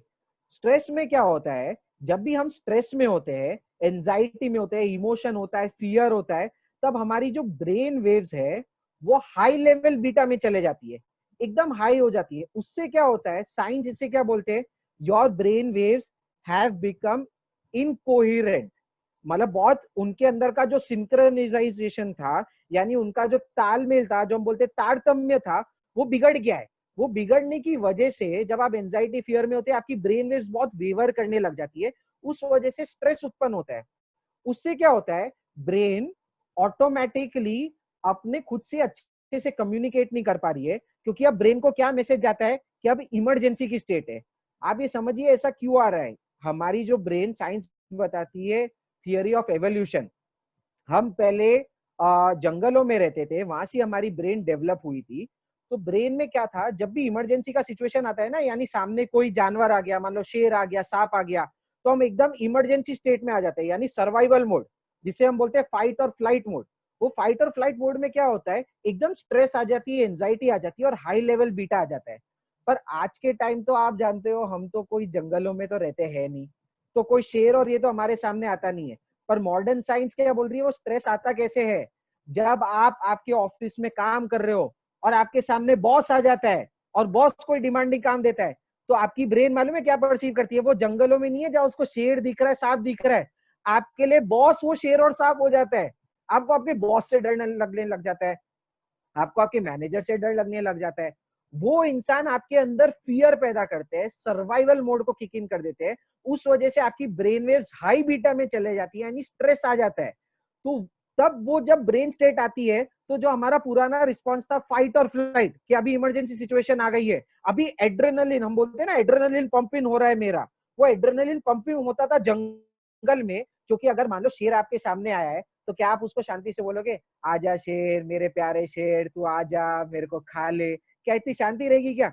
शेर देखते ही स्ट्रेस, स्ट्रेस देखते ही बीटा, बीटा आते ही एड्रेनल, एड्रेनल आते ही आपका क्या होता है, मैं तुरंत भागू। तब ब्रेन ये नहीं सोचता है कि मेरे को बॉडी को रिपेयर करना है, ये करना है, वो तो ये सोचता है भाई बॉडी रहेगी तो इसको रिपेयर करूंगा ना, पहले बॉडी को तो बचा लूं।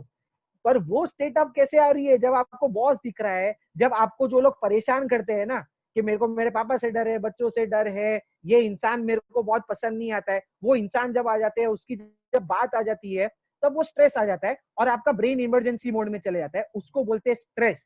उस मोड में क्या होता है, आपकी ब्रेन वेव्स पूरी कॉन्सेंट्रेट हो जाती है इमरजेंसी और सर्वाइवल मोड में, उस वजह से स्ट्रेस उत्पन्न होता है।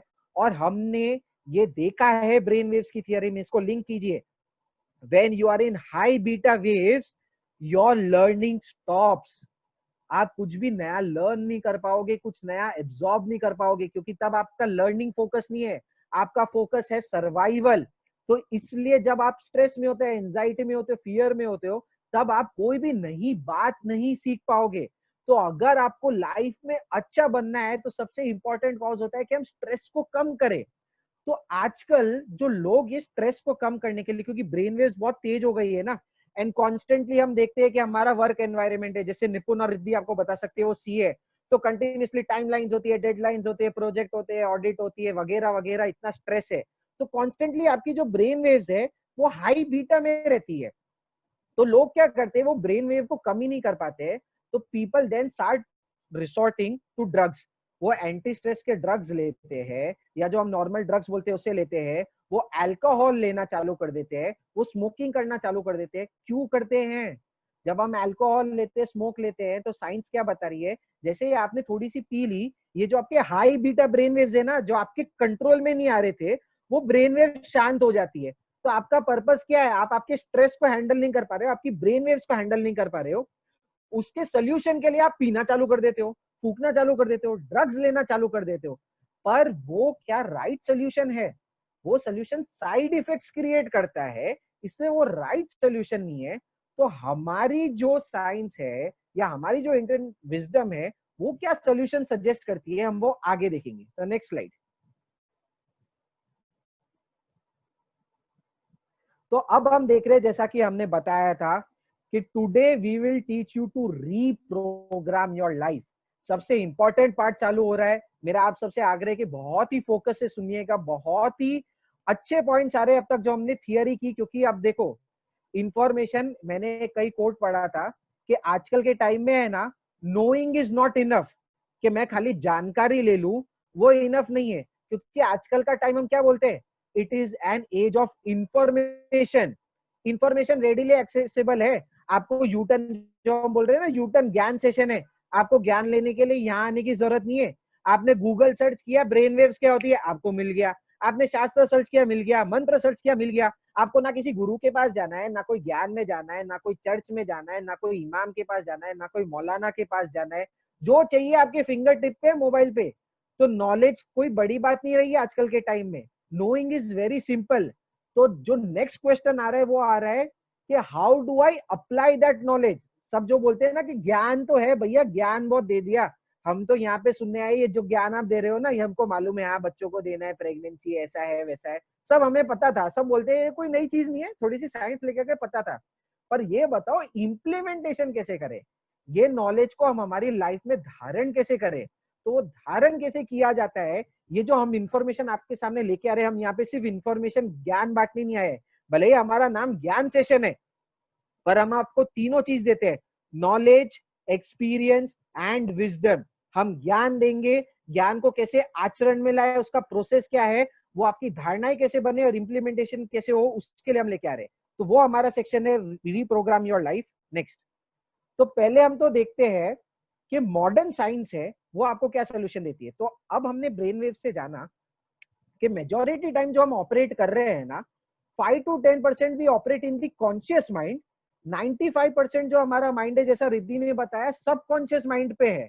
तो लोग सोच रहे होंगे यार फिर तो मेरी लाइफ में क्या है, अगर बचपन में ही मेरे सब प्रोग्राम और सॉफ्टवेयर फीड हो गया तो मैं आगे क्या करूंगा, मतलब मेरी लाइफ तो प्री डिसाइडेड हो गई। तो अब ये दिमाग में आता है कि अगर मेरी लाइफ सब प्रोग्राम्स के ऊपर ही रन करती है, सॉफ्टवेयर के ऊपर ही रन करती है, तो क्या मैं सॉफ्टवेयर चेंज कर सकता हूँ। तो इसका सोल्यूशन क्या आता है, सिंपल सोल्यूशन है, change the program, change the reality. अगर आपने सॉफ्टवेयर और प्रोग्राम को चेंज कर लिया तो आपकी रियलिटी भी चेंज हो जाएगी। तो उसके पहले क्वेश्चन आता है कि ये जो प्रोग्राम है वो प्रोग्राम है क्या, मेरे लाइफ में कौन से प्रोग्राम इंस्टॉल्ड है। अगर मेरे को ये जानने हैं तो वो मैं कैसे जानूं। ये इंपॉर्टेंट से सुनिए क्या पॉइंट है। लोग बोल रहे हैं अगर आपको जानना है ना कि आपके प्रोग्राम्स कौन से रन कर रहे हैं, कि मेरे को बचपन में क्या फीडिंग मिली थी, क्योंकि तब तो मेरे को मेमोरी नहीं है क्या था। आपके लाइफ में जो भी चीजें आप इजीली कर पा रहे हो वो आपका प्रोग्राम है, वो देने के आपको बचपन में कहीं ना कहीं फीडिंग मिली। और जो कार्य के लिए आपको बहुत मेहनत लगती है ना, बहुत मशक्कत करनी पड़ती है, वो जानिएगा कि वो प्रोग्राम आपके अंदर फीड नहीं हुआ है। तो ऐसे आप आइडेंटिफाई कर सकते हो। अगर आपको नई भाषा सीखने में टाइम लग रहा है, शास्त्र लर्न करने में टाइम लग रहा है, तो मतलब वो प्रोग्राम फीड नहीं हुआ है। और जैसे मेरे लिए कि मैं बहुत इंग्लिश इजीली बोल सकता हूँ, तो शायद वो प्रोग्राम की फीडिंग हुई है। तो ऐसे आप प्रोग्राम्स को आइडेंटिफाई करें। प्रोग्राम आइडेंटिफाई होता है तो नेक्स्ट स्टेप होता है, क्या मैं प्रोग्राम को ओवरराइड कर सकता हूँ क्या। तो आजकल बहुत सारे लोग सुनते हैं, ये ट्रेंड चल गया, जैसे हमारा है ना कब से, मोटिवेशन, मोटिवेशनल स्पीकर, बहुत सारे, संदीप माहेश्वरी हो गए, विवेक बिंद्रा हो गए, रॉबिन शर्मा हो गया, बतीरी मोटिवेशन की बुक्स है जिसे हम बोलते हैं ना सेल्फ हेल्प बुक्स। यहाँ पे लोगों ने बोला था हम रॉबिन शर्मा की बुक पढ़ रहे हैं, स्टीफन कोवी की पढ़ रहे हैं, हम इतने सारे संदीप माहेश्वरी के लेक्चर सुन रहे हैं। पर सब लोगों का ये आता है यार, उनके घर वाले से जब बात करते तो घर वाले बोलते हैं ये इतना मोटिवेशन का ज्ञान तो सुनता है, इसमें चेंजेस तो कुछ दिखाई नहीं देते हैं। तो फर्क क्या है, इतना सुनने के बाद, इतना पढ़ने के बाद कुछ आ नहीं रहा है। हमारे दिमाग में भी आता है कि हम सेल्फ हेल्प बुक पढ़ रहे हैं पर साला चेंज क्यों नहीं आ रहा है। अब ये यहाँ की थियरी से समझ में आ रहा है कि जो ये लर्निंग हो रही है ना, that is one thing, learning happens through the conscious mind, यानी जब आप मोटिवेशन का सेशन सुन रहे हो, जैसे अभी आप ज्ञान का सेशन सुन रहे हो, आप मोटिवेशन स्पीकर सुन रहे हो, वो आपका कॉन्शियस माइंड है। पर कॉन्शियस माइंड जरूरी नहीं है कि कॉन्शियस माइंड तो सबकॉन्शियस माइंड सेम है। जो आपके कॉन्शियस माइंड ने सीखा है वो आपके सबकॉन्शियस माइंड के अंदर नहीं जाता है, वो सिर्फ कॉन्शियस माइंड में रह जाता है। सबकॉन्शियस माइंड का हैबिट समझिए, सबकॉन्शियस मालूम है क्या है? It is an habit mind, it is not a learning mind. Conscious mind है, लर्निंग माइंड है। आज सुना कि हाँ चलो यूटर्न में ये करना चाहिए, कॉन्शियस माइंड ने अडॉप्ट कर लिया। पर सबकॉन्शियस में अगर फीड करना है ना, धारणा बनानी है, सबकॉन्शियस हैबिट माइंड है, यानी आपको हैबिट इनकलकेट करनी पड़ेगी, रेपिटेशन करना पड़ेगा। उसके लिए मॉडर्न साइंस का सोल्यूशन देखिए वो क्या देता है। मॉडर्न साइंस बोलता है कि आप आपके सबकॉन्शियस माइंड को कैसे चेंज कर सकते हो। तो सबसे पहला सोल्यूशन बताया जाता है हिप्नोसिस। तो मॉडर्न साइंस ये बता रही है कि पूरे दिन में, याद रखिए बहुत इंपॉर्टेंट पॉइंट है, पूरे दिन में 2 बार ऐसा मौका हमें नेचुरली मिलता है जब हमारा ब्रेन ऑटोमेटिकली हिप्नोटिक स्टेट में हो जाता है। तो हमने देखा था कि जब थीटा ब्रेन वेव होता है, सबकॉन्शियस है, सबकॉन्शियस में डायरेक्ट फीडिंग है। तो क्या अभी भी सबकॉन्शियस का एक्सेस है? साइंस बोल रही है। 2 टाइम वो पीरियड आता है। वो कौन सा पीरियड है? सोने के जस्ट पहले, जब आप सोने जा रहे हो ना, तो आप सोने के जस्ट पहले का जो पीरियड है, और जैसे ही आप सो गए और जब आप उठते हो तुरंत उठने वाला पीरियड है। ये 2 पीरियड में साइंस ने बताया आपकी brain waves theta brain waves होती है, यानी डायरेक्ट सबकॉन्शियस ऑपरेट करता है। तो एक तो होता है हिप्नोसिस का स्टेज। तो मॉडर्न साइंस उसके लिए क्या सोल्यूशन देती है कि जब आप सोने जा रहे हो ना, तो आप जो भी फ्यूचर में बनना चाहते हो उसके बारे में म्यूजिक सुन लो, या जो हम बोल रहे हैं ना प्री प्रोग्राम्स आते हैं, लोग इसको सेल करते हैं कि जो रियलिटी है, जो आप सोचना चाहते हो, विजुअलाइज करना चाहते हो, उसका ईयरफोन लगा के सुन लो, गाने सुन लो या बुक्स पढ़ लो, और जब उठो तब भी यही चीज करो। तो ये तो साइंस बोलती है। वन है utilising the hypnotic state. Second है प्रैक्टिस। ये सबसे बड़ा है, क्योंकि ये तो 2 टाइम ही आ रहा है हिप्नोटिक स्टेट का। सिर्फ एक मेजर रामबाण तरीका है आपके सबकॉन्शियस को चेंज करने का है, वो है practice practice practice, because it is an habit mind. और ये निपुण आपको इतनी बार बोल चुका है। हम एक फेमस कोट बोलते हैं हमारे गुरु जी का, अभ्यास की निरंतरता ही सफलता की कुंजी है। तो ये क्या है? अभ्यास की निरंतरता, आपको कंटिन्यूअसली प्रैक्टिस करना पड़ेगा। और याद कीजिए हमारा पिछला सेशन जिसमें हमने बोला था न्यूरोप्लास्टिसिटी। न्यूरोप्लास्टिसिटी में हमने क्या बताया था? एक आपकी धारणा चल रही है, पर वो धारणा को चेंज किया जा सकता है, और वो चेंज होता है सिर्फ प्रैक्टिस से, क्योंकि सबकॉन्शियस माइंड सिर्फ प्रैक्टिस जानता है, उसको लर्निंग से मतलब नहीं है। जो चीज जितनी ज्यादा करोगे वो होगा। तो अब हमें समझ में आ रहा है, हमने जब भी किसी ने हमसे क्वेश्चन पूछा, हम आंसर क्या दे रहे थे कि अगर माइंड को चेंज करना है तो भैया सत्संग करो, कंटिन्यूअसली सत्संग करो, कोई भी रूप में प्रैक्टिस करते रहो, तो वो रियलिटी आपके अंदर आएगी। तीसरा तो तरीका जो मॉडर्न साइंस बताता है वो बोलता है कोहेरेंस। कोहेरेंस मतलब जो मैं मन में सोच रहा हूँ और जो मैं फील कर रहा हूँ, उन दोनों को मैच करना है, और उसका तरीका है मेडिटेशन। तो साइंस बोलती है कि आप जब मेडिटेट करते हो तब आप एक समता वाली स्टेट में आ जाते हो, और सबकॉन्शियस माइंड एक्टिवेट होता है, और आपकी रियलिटी को चेंज कर सकते हो। और जो चौथा सोल्यूशन आ रहा है साइंस का, या मैं कह दूं कि ये मेरा इंटरप्रिटेशन है, आया है कि अगर आपको आपकी रियलिटी को चेंज करना है, तो हमने देखा हमें वापस से बच्चा बनना पड़ेगा। अब ऐसा हो गया कि हम बहुत बड़े हो गए, मेच्योर हो गए हैं, वापस से बच्चे बन जाइए, बिकम चाइल्ड लाइक। तो यहाँ पे मैं आपको गुरुजी की एक बात बताऊंगा। हमारे गुरुजी को आप देखोगे, जब भी उनके पास जाते हैं वो एक ही चीज बोलते हैं, मैं तो एक छोटा बच्चा हूँ, मैं छोटा बच्चा हूँ। तो आप देखिए मतलब क्या गुरुजी है, उनने साइंस नहीं पढ़ी है, पर क्या इम्प्लीमेंटेशन है उनका। हर जो थियरी हम ला रहे हैं, हम देख रहे हैं कि हमारे महाराज साहब ऑलरेडी यूज कर रहे हैं, श्रद्धेय प्रमोद मुनि साहब। वो हर चीज में बोलते हैं कि मैं छोटा बच्चा हूँ, मैं छोटा बच्चा हूँ। तो यहाँ साइंस भी क्या बोल रही है कि अगर आप बच्चे की तरह बन जाइए, जब आप बच्चे की तरह बनेंगे तब आप सब कॉन्शियस स्टेट में आ जाएंगे और रियलिटी चेंज हो जाएगी। तो ये तो मॉडर्न साइंस कह रही है। अब आइए देखते हैं कि हमारी एंशिएंट साइंस क्या कहती है। Next slide.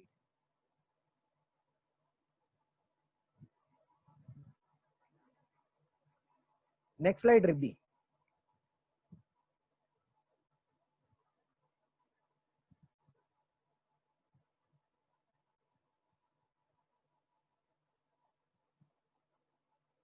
निपुण क्या आपके सामने नेक्स्ट स्लाइड आ गई है? हाँ आ गई है स्लाइड। Next slide. क्या लिखा हुआ है स्लाइड का टाइटल, क्योंकि मेरे स्क्रीन पे दिख नहीं रहा था। व्हाट इज आनंदमय आनंदमय द ब्लिस नहीं नहीं, आनंदमाइड नहीं, उसके पहले की एक स्लाइड है एंशिएंट विजडम की। एंशिएंट विजडम, इसके पहले वाली स्लाइड कर दीजिए रिद्धि भाभी, पिछली स्लाइड। तो मेरे स्क्रीन पे आ नहीं रहा है यहाँ पे कुछ भी। रिद्धि मॉडर्न भाभी आप स्पिरिचुअल हैं? Nipun, if you have the PPT, just share from your screen.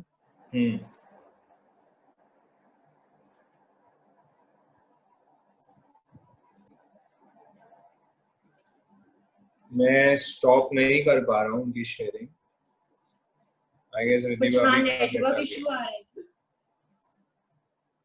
है। तो क्या आप उनको एग्जिट कर सकते हैं और फिर आपके यहाँ से चालू कर सकते हैं?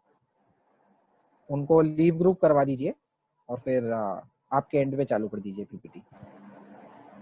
सोल्यूशन आपके सामने बताए थे, जब तक स्लाइड आ रही है तब तक बताऊंगा कि क्या है। तो अब देखते हैं कि हमारा जो धर्म है वो क्या कहता है। अब हमारे धर्म की इंपॉर्टेंस देखिए, यहाँ जैन धर्म की या एंशिएंट धर्म की, हमारे यहाँ पे क्या बताया गया है। मॉडर्न साइंस तो अब तक पहुंची है कि ये जो प्रोग्राम्स है ये आपके सिर्फ बचपन में रन हो रहे हैं और सिर्फ सबकॉन्शियस माइंड में आ रहे हैं, जो सिर्फ बचपन में आते हैं। पर हमारी डीप साइंस देखिए, हमारा धर्म मालूम है क्या बोलता है कि ये जो प्रोग्राम्स है, ये जो सॉफ्टवेयर है, ये सिर्फ इस जन्म के नहीं है, ये प्रोग्राम है आपके कर्मा। तो जो कर्मा थियरी है, कर्मा थियरी में क्या बोल रहा है, हमारे ऋषि मुनि क्या बोल रहे हैं, हमारे आचार्य क्या बोल रहे हैं, आपके अंदर ये जो धारणाएं आई है या ये जो सॉफ्टवेयर प्रोग्राम्स आए हैं, ये इतने जन्मों का इसका इकट्ठा मेमोरी है। तो ये प्रोग्राम है आपके पहले के जन्मों के हैं। इसलिए हमने पहले बहुत एग्जांपल्स में देखा कि 99 लाख भव पहले गतसुख माल के जो कर्म है वो अभी उदय में आ रहे हैं। तो मॉडर्न साइंस को तो अभी बहुत गहरा उतरना बाकी है। ये तो मन इजी चीज नहीं है जो हम लोग को रियलाइज हो जाए। यस, तो आपके सामने आ गया स्पिरिचुअल विजडम, वही स्पिरिचुअल विजडम की स्लाइड। तो जैसा आप देख पा रहे हैं कि हमारा धर्म कितना गहराई में गया। वो बोल रहा है कि भैया प्रोग्राम ऑब्वियसली ये जन्म में जो तुमको बचपन में फीडिंग मिली है, प्लीज क्लोज द एनोटेशंस। निपुण, एनोटेशन, हाँ।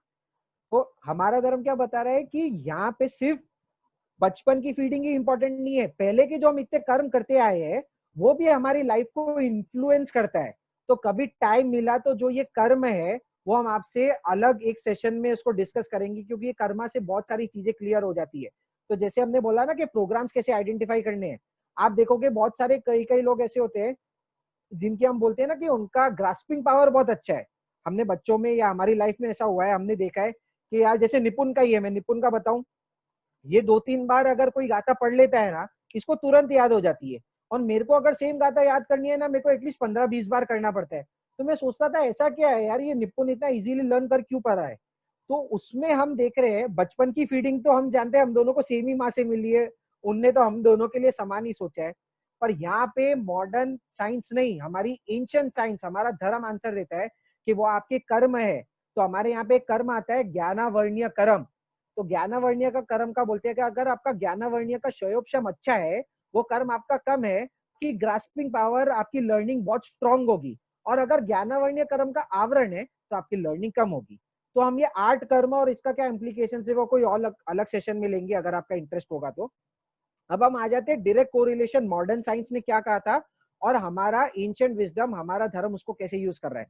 तो सबसे पहला सोल्यूशन बताया था मॉडर्न साइंस ने, हिप्नोसिस।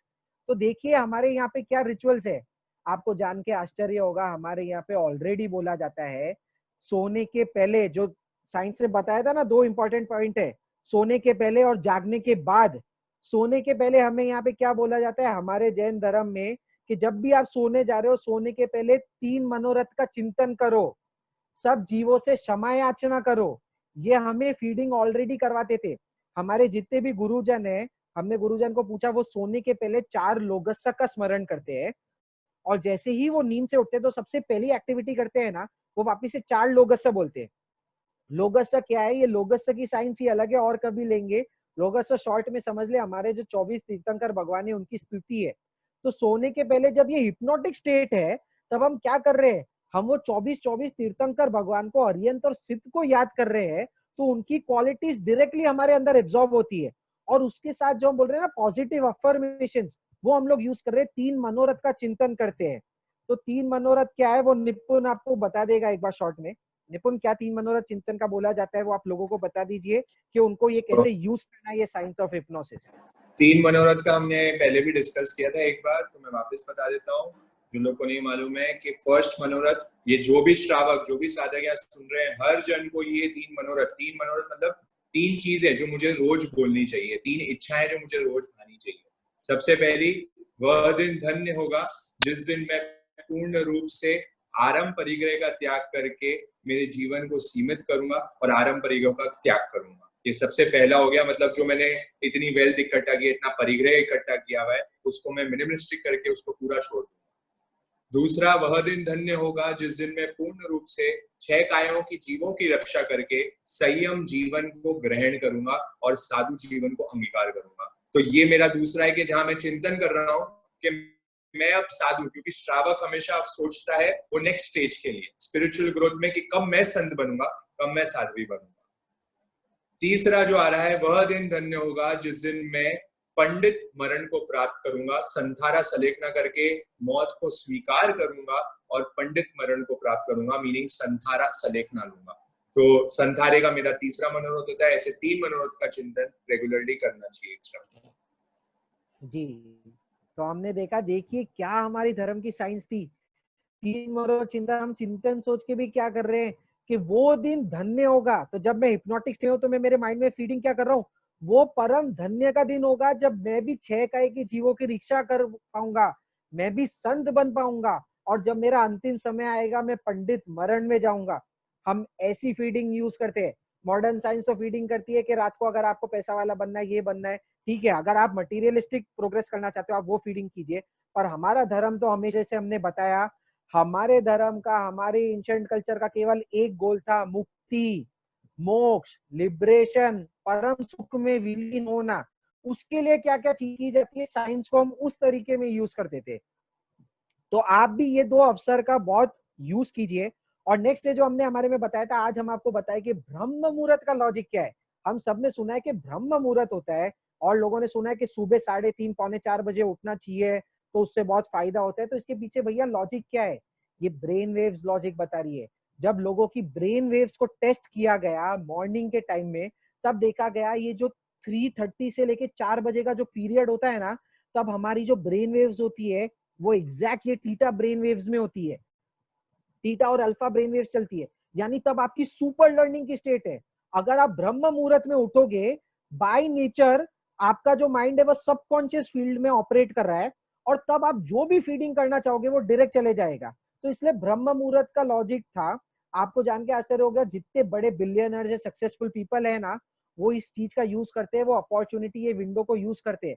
वो सुबह उठते हैं और उनको उनके लाइफ में जो भी चीज करना है, जो हम बोल रहे हैं ना, विजुअलाइजेशन लेके आओ, पॉजिटिव प्रोग्राम्स डालो, वो सुबह ये टाइम फ्रेम में ही डालते हैं। और हमारे यहाँ पे देखो क्या बोला गया था ऋषि मुनियों ने, ऋषि मुनियों ने तो बहुत पहले बता दिया और उसको नाम भी दे दिया, ब्रह्म मुहूर्त। ब्रह्म क्या है, वैदिक धर्म में, जो वैदिक धर्म हिंदू धर्म वाले हैं वो जानते होंगे, ब्रह्मा, ब्रह्म मुहूर्त किससे आ रहा है, ब्रह्मा से आ रहा है। और ब्रह्मा जी कौन थे, ब्रह्मा को बोलते हैं जो ये विश्व के रचयिता है, यानी he is the creator, he is the creator of the life, Brahma. तो ब्रह्म मुहूर्त क्या बोल रहा है, ये मुहूर्त यानी 3:30 से 4 बजे का पीरियड ऐसा है कि आप ब्रह्मा बन जाते हो, you become the creator of the life, you get the power of Brahma, what you want you can create. आप में इतनी शक्ति हो जाती है कि जैसे ब्रह्मा ने इतने बड़े विश्व को निर्माण किया, तो क्या उनकी क्रिएटिव पावर होगी, वो क्रिएटिव पावर आपके अंदर है। उसको यूटिलाइज करने का जो सबसे बेस्ट टाइम है, उस टाइम को बोला जाता है ब्रह्म मुहूर्त, जिसे साइंस अब बोल रही है कि थीटा ब्रेन वेव्स है, सब कॉन्शियस माइंड है, कैसे भी रिलेट कर लो। ये जो मुहूर्त है इसको बहुत पावरफुल है, इसको आपको यूज करना चाहिए। और यही यूज करने के लिए हमारे यहाँ पे बताया गया कि जैसे ही जितने भी संत सुबह उठते हैं, अगर आपको ध्यान भी करना है ना, हमारे यहाँ पे बताया जाता है सबसे बेस्ट चीज क्या है ध्यान करने के लिए, मैं आपको बता रहा हूँ टिप के ब्रह्म मुहूर्त को कैसे यूज करें। जब भी ब्रह्म मुहूर्त में उठ सके तो बेस्ट है। अगर आप ब्रह्म मुहूर्त में नहीं उठ पा रहे हो, तो जैसे ही आपकी नींद उठती है ना, लोग क्या करते हैं, पहले उठते हैं, उठ के कोई एक फिक्स प्लेस पे जाते हैं, फिर ध्यान करते हैं। आपको ऐसा नहीं करना है। जैसे ही आपकी नींद उठती है ना, उठते के साथ आप जैसे आपके बिस्तर पे हो, गद्दे पे हो, तुरंत बैठ जाइए, बिना सोचे समझे। जैसे ही आप उठे, सीधी कमर बैठिए, आंख बंद कीजिए और चले जाइए। क्योंकि अगर आपने 2-3 मिनट का भी गैप ले लिया ना, तो आपकी ये थीटा ब्रेन वेव्स है ना, ये चेंज होके चले जाती है बीटा में। क्योंकि आप देखोगे, आप अगर उठ के सोचोगे कि मेरे को कोई जगह पे जाना है, तो आपके दिमाग में आएगा यार मैं बेड का लूं, मैं आसन लूं। फिर आपके वो दिन में टेंशन आने लग जाती है। जैसे महिला होती है वो सोचती है अरे नाश्ता क्या बनाना है, पुरुष सोचने लग जाते हैं अरे मेरे को ऑफिस में ये काम था। तो आप खो जाओगे क्योंकि आपका बीटा ब्रेन वेव चालू हो जाएगा। तो यूज दैट अपॉर्चुनिटी, उठते के साथ तुरंत बैठ जाओ और ध्यान में चले जाओ, तो आपका फोकस हो जाएगा। तो ऐसे तो हमारे यहाँ पे हिप्नोसिस को यूज किया गया धर्म में। अब नेक्स्ट है पुरुषार्थ। पुरुषार्थ तो हम आपको इतनी बार बता चुके हैं। प्रैक्टिस, जो साइंस इसे प्रैक्टिस बोलती है, उसे हमारे यहाँ पे बोला गया इतना बढ़िया वर्ड पुरुषार्थ। पुरुषार्थ करोगे तो आपकी सब धारणाएं चेंज हो जाती है। पुरुषार्थ प्रेजेंट मोमेंट है। पुरुषार्थ के लिए देखो हमारे यहाँ पे क्या क्या किया गया, इतनी सारी धार्मिक क्रियाएं बताई गई। समाई करो, माला बोलो, भजन करो, तप करो, ज्ञान ध्यान करो, स्वाध्याय करो, ये सब क्या है? ये स्पिरिचुअल प्रैक्टिसेस है। इसे हम प्रैक्टिस ही बोलते हैं, स्पिरिचुअल प्रैक्टिस। यानी आप जितना ज्यादा ये चीजें करोगे रिपीटेडली, उतना ज्यादा प्रैक्टिस करोगे, उतनी नई धारणाएं बन पाएगी। तो हमारे यहाँ पे कर्म थियरी की वजह से कोई निराश होकर नहीं बैठता है कि मैंने पहले कर्म किए हैं तो मेरा कर्म मैं उखाड़ नहीं पाऊंगा या उसको चेंज नहीं कर पाऊंगा। हमारा धर्म बोल रहा है पहले की धारणाएं बनी है कोई बात नहीं, वो धारणाओं को पहले जान और उसको चेंज करने का तरीका है पुरुषार्थ। सत पुरुषार्थ करो, व्यस्त पुरुषार्थ नहीं, हमारे यहाँ पे बोला गया सत पुरुषार्थ। तो वो पुरुषार्थ क्या है? वो अलग अलग माध्यमों से किया जाता है। और जो हमने न्यूरोप्लास्टिसिटी में देखा, सबकॉन्शियस में देखा कि अगर आप कोई चीज को रिपीटेडली करोगे, ऑब्वियसली वो धारणा चेंज होगी, नई धारणा बन जाएगी। आप यहाँ पे यूटर्न ज्ञान सेशन में आ रहे हो, कल लोगों ने इतने सारे अच्छे अमेजिंग फीडबैक शेयर किए, आपके अंदर वो चेंजेस आ कहां से रही है? आप कंटिन्यूसली सत्संग कर रहे हो, आप प्रैक्टिस कर रहे हो, आपका फ्लो नहीं तोड़ रहे हो, उस वजह से ओल्ड धारणा चेंज होकर नया चमत्कार आ रहे हैं। और याद कीजिए पिछला सेशन, एक और एनालॉजी जो मैंने लास्ट सेशन में ब्रेन में बोला था, हमारे गरम तवे का एग्जाम्पल। तो गरम तवे में हमने क्या बोला था? पानी का छिड़काव कर रहे हैं और शू शू करके वो चीज उड़ रही है। तो वो पानी में क्या होता है कि जैसे ही पानी के छिड़काव को हमने क्या रिलेट किया था, पानी का छिड़काव क्या है? वो आपकी धर्म की एक्टिविटीज है, यानी वो आपका पुरुषार्थ है। आप जितनी भी ये कर रहे हो ना, लोग बोलते हैं कि मैं समाई कर रहा हूँ, माला कर रहा हूँ, भजन कर रहा हूँ, उसका कुछ फर्क नहीं पड़ रहा है, अब तक कोई रिजल्ट निकल के नहीं आ रहा है। तो भैया याद करना वो वाला एग्जाम्पल, तवा अभी गर्म है, गर्म है, पानी का छिड़काव कर रहे हो इसलिए वो शू शू करके आवाज कर रहा है, पर पानी का छिड़काव बंद नहीं करना है। पानी का छिड़काव मतलब कॉन्स्टेंटली कॉन्स्टेंटली पानी डाले जाओ, पानी डाले जाओ, पानी डाले जाओ। एक मोमेंट ऐसा आएगा जब पानी का टेम्परेचर और तवे का टेम्परेचर सेम हो जाएगा और तवा भी ठंडा हो जाएगा। उसके लिए हमने सोल्यूशन बताया। तो पानी का छिड़काव इज इक्विवेलेंट टू पुरुषार्थ। और उसके साथ हमने बोला था कि सबसे पहले अगर आपको तवे को ठंडा करना है तो हमें गैस को कट करना पड़ेगा, सप्लाई लाइन को कट करनी पड़ेगी। वो सप्लाई लाइन क्या थी वो हमने डिस्कस किया था, 5 इंद्रिय। तो ये हमारा धर्म है जिसमें निपुण ने आपको बताया था हमें अशुभ से शुभ में आना है और शुभ से शुद्ध में आना है। तो पहले अब तक जो आप आपकी क्रियाएं कर रहे थे, अगर आप सप्लाई लाइन को कट नहीं कर सकते हो क्योंकि आप अभी संत नहीं बने हो, तो एटलीस्ट ये काम तो करो कि जो हमारी अशुभ चीजें हैं उसको बंद करो और आपकी एक्टिविटीज को शुभ में लेके आ जाओ। कल हमारे बहुत सारे लोगों ने शेयर किया था, जैसे एक ने बोला था कि अब तक वो पबजी खेलती थी, वो गेम्स खेलती थी, उसने क्या किया, अब तक वो अपना एफर्ट्स जो है कहीं दूसरी जगह यूटिलाइज कर रही थी, अब उसने वो पाइपलाइन को कट कर दिया, अशुभ से शुभ में आने की कोशिश कर रही है। लोग जो पहले सामायिक नहीं कर रहे थे वो सामायिक करने की कोशिश कर रहे हैं। तो पहले अशुभ से शुभ में आ जाइए और बहुत कम टाइम होगा, शुभ से शुद्ध में आप ऑटोमेटिकली आ जाओगे। नेक्स्ट आती है अर्जुन की स्टोरी, तो ये थोड़ा लंबा हो जाएगा, इसको और कभी डिटेल में इसको फोकस करेंगे। नेक्स्ट स्लाइड जी। तो जैसे थर्ड पॉइंट बताया था मॉडर्न साइंस ने, कोहेरेंस। कोहेरेंस का मतलब जब हमारा माइंड, बॉडी और सोल एक में हो जाता है। तो यहाँ पे हमारे धर्म ने उसके लिए क्या चीजें बताई है, देखो हमारे यहाँ पे 4 भावना का कॉन्सेप्ट आता है। 4 भावना उसमें बोला जाता है। निपुण अगर आप वो सत्वेश मैत्री एक बार सुना सको आपकी मधुर आवाज में। सत्वेषु मैत्रिन् गुणिषु प्रमोदम् क्लिष्टेषु जीवेषु कृपा परत्वम् माध्यस्थ भावम् विपरीत वृत्तो सदा ममात्मा विदधातु देव सदा ममात्मा विदधातु देव। आगे का भी और आत्मिक रस आना बाकी है, तो लास्ट हमारा जो एक दो स्लाइड बाकी है उसमें नमन आपको आनंद रस की ओर आके लेके जाने वाले, जिससे हमने शुरुआत की थी भजन में भी स्वानुभव की तरफ जो कविता आंटी ने आपको सुनाया था, वो स्वानुभव का जो आत्मिक रस है वो कैसे मिल सकता है वो अभी आना बाकी है। तो आज संडे है तो हम एक्सपेक्ट कर रहे हैं कि 5-10 मिनट और लोग रुकेंगे और ये एक दो स्लाइड को और अच्छे से सुनेंगे ताकि हम आत्मिक रस तक पहुंच पाए। जी, तो जैसे निपुण ने एक लाइन बोली, एक अभी गाया, आपको लग रहा है कि ये छुट्टी है, आपको ये जान के आश्चर्य होगा अगर हमें सिर्फ ये लाइन का इलैबोरेशन करना है ना, उसके लिए हमें 4 सेशंस भी कम पड़ जाएंगे। इसके अंदर इतना सार है। तो ये कोहेरेंस क्या है, हमारे यहाँ पे 4 भावनाएं बताई गई है, मैत्री भावना, करुणा भावना, प्रमोद भावना और माध्यस्थ भावना। ये 4 भावना है। कभी टाइम मिलेगा तो हम लोग इसको बहुत डिटेल में डिस्कस करेंगे आगे के सेशंस में। पर ये क्या 4 भावना में क्यों लेके आ रहा हूँ, क्योंकि ये कोहेरेंस है। हम जो बोलते हैं ना अच्छी भावनाएं भाएं, उससे हमारा माइंड बॉडी एक में हो जाएगा।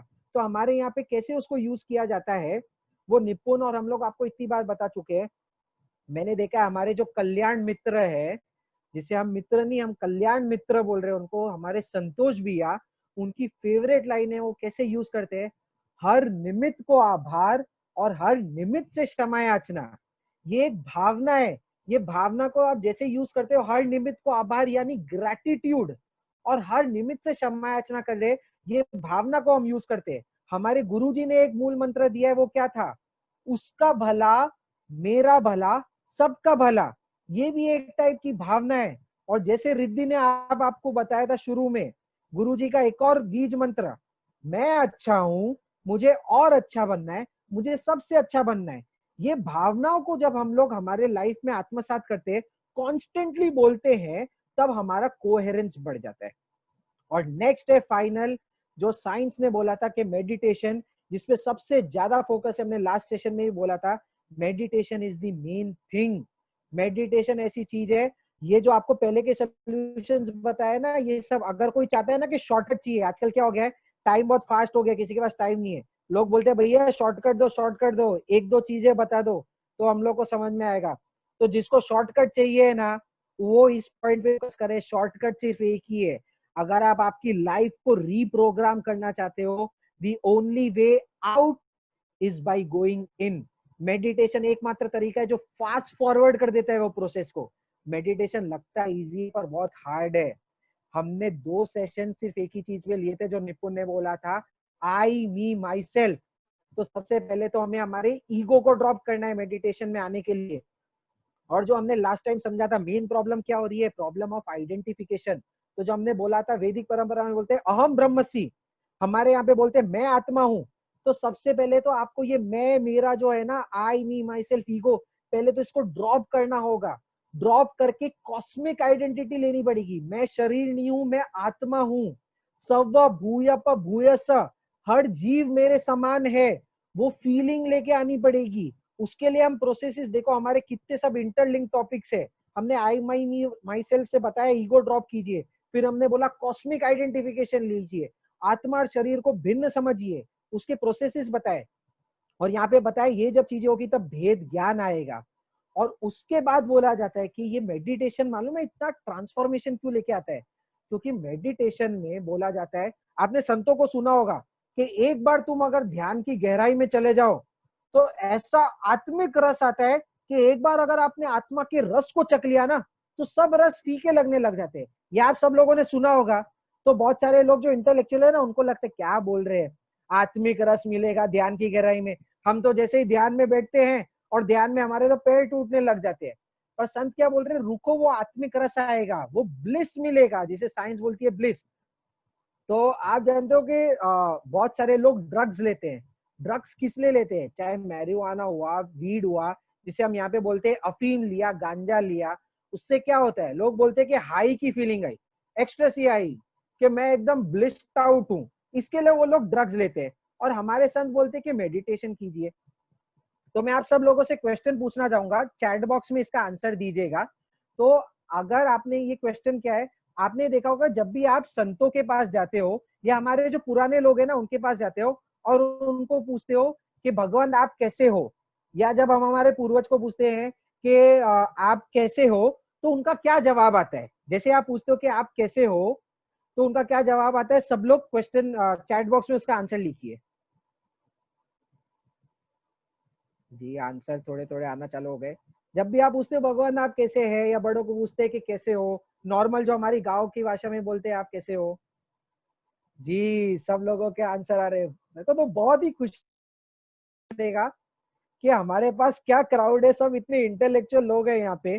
तो सब लोगों का कॉमन आंसर आ रहा है। मेरे को तो लगा कि लोगों का थोड़ा मिसमैच आएगा, थोड़े 4-5 अलग अलग आंसर आएंगे। सब बोले आनंद, आनंद मंगल।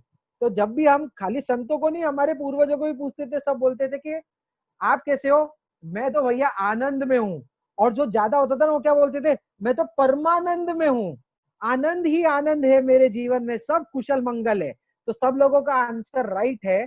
अब देखना चाहता है ये आनंद जो वर्ड निकलता है, आप देखोगे आनंद बोलते ही हमारे अंदर एक खुशी आ जाती है। ये आनंद क्या है, मॉडर्न साइंस क्या कहती है। नेक्स्ट स्लाइड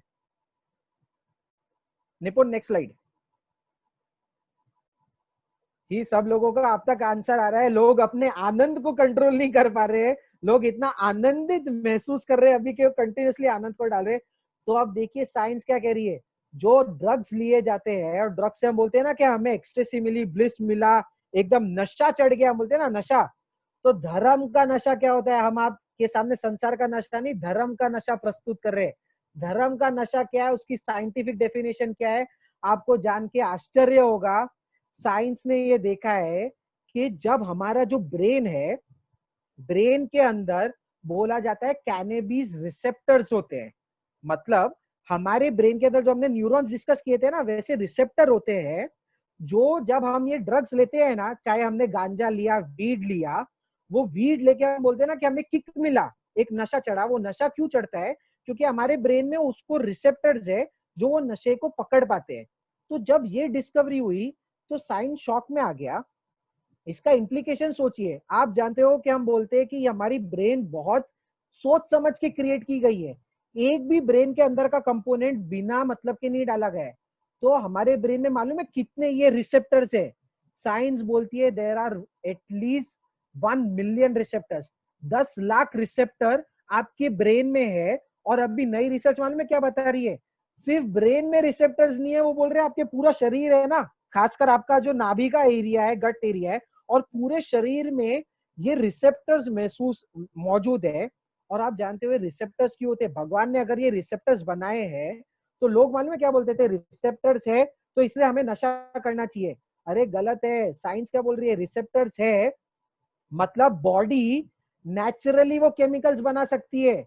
आपको वीड या गांजा लेने की जरूरत नहीं है नशा चढ़ाने के लिए, आपको दारू पीने की जरूरत नहीं है।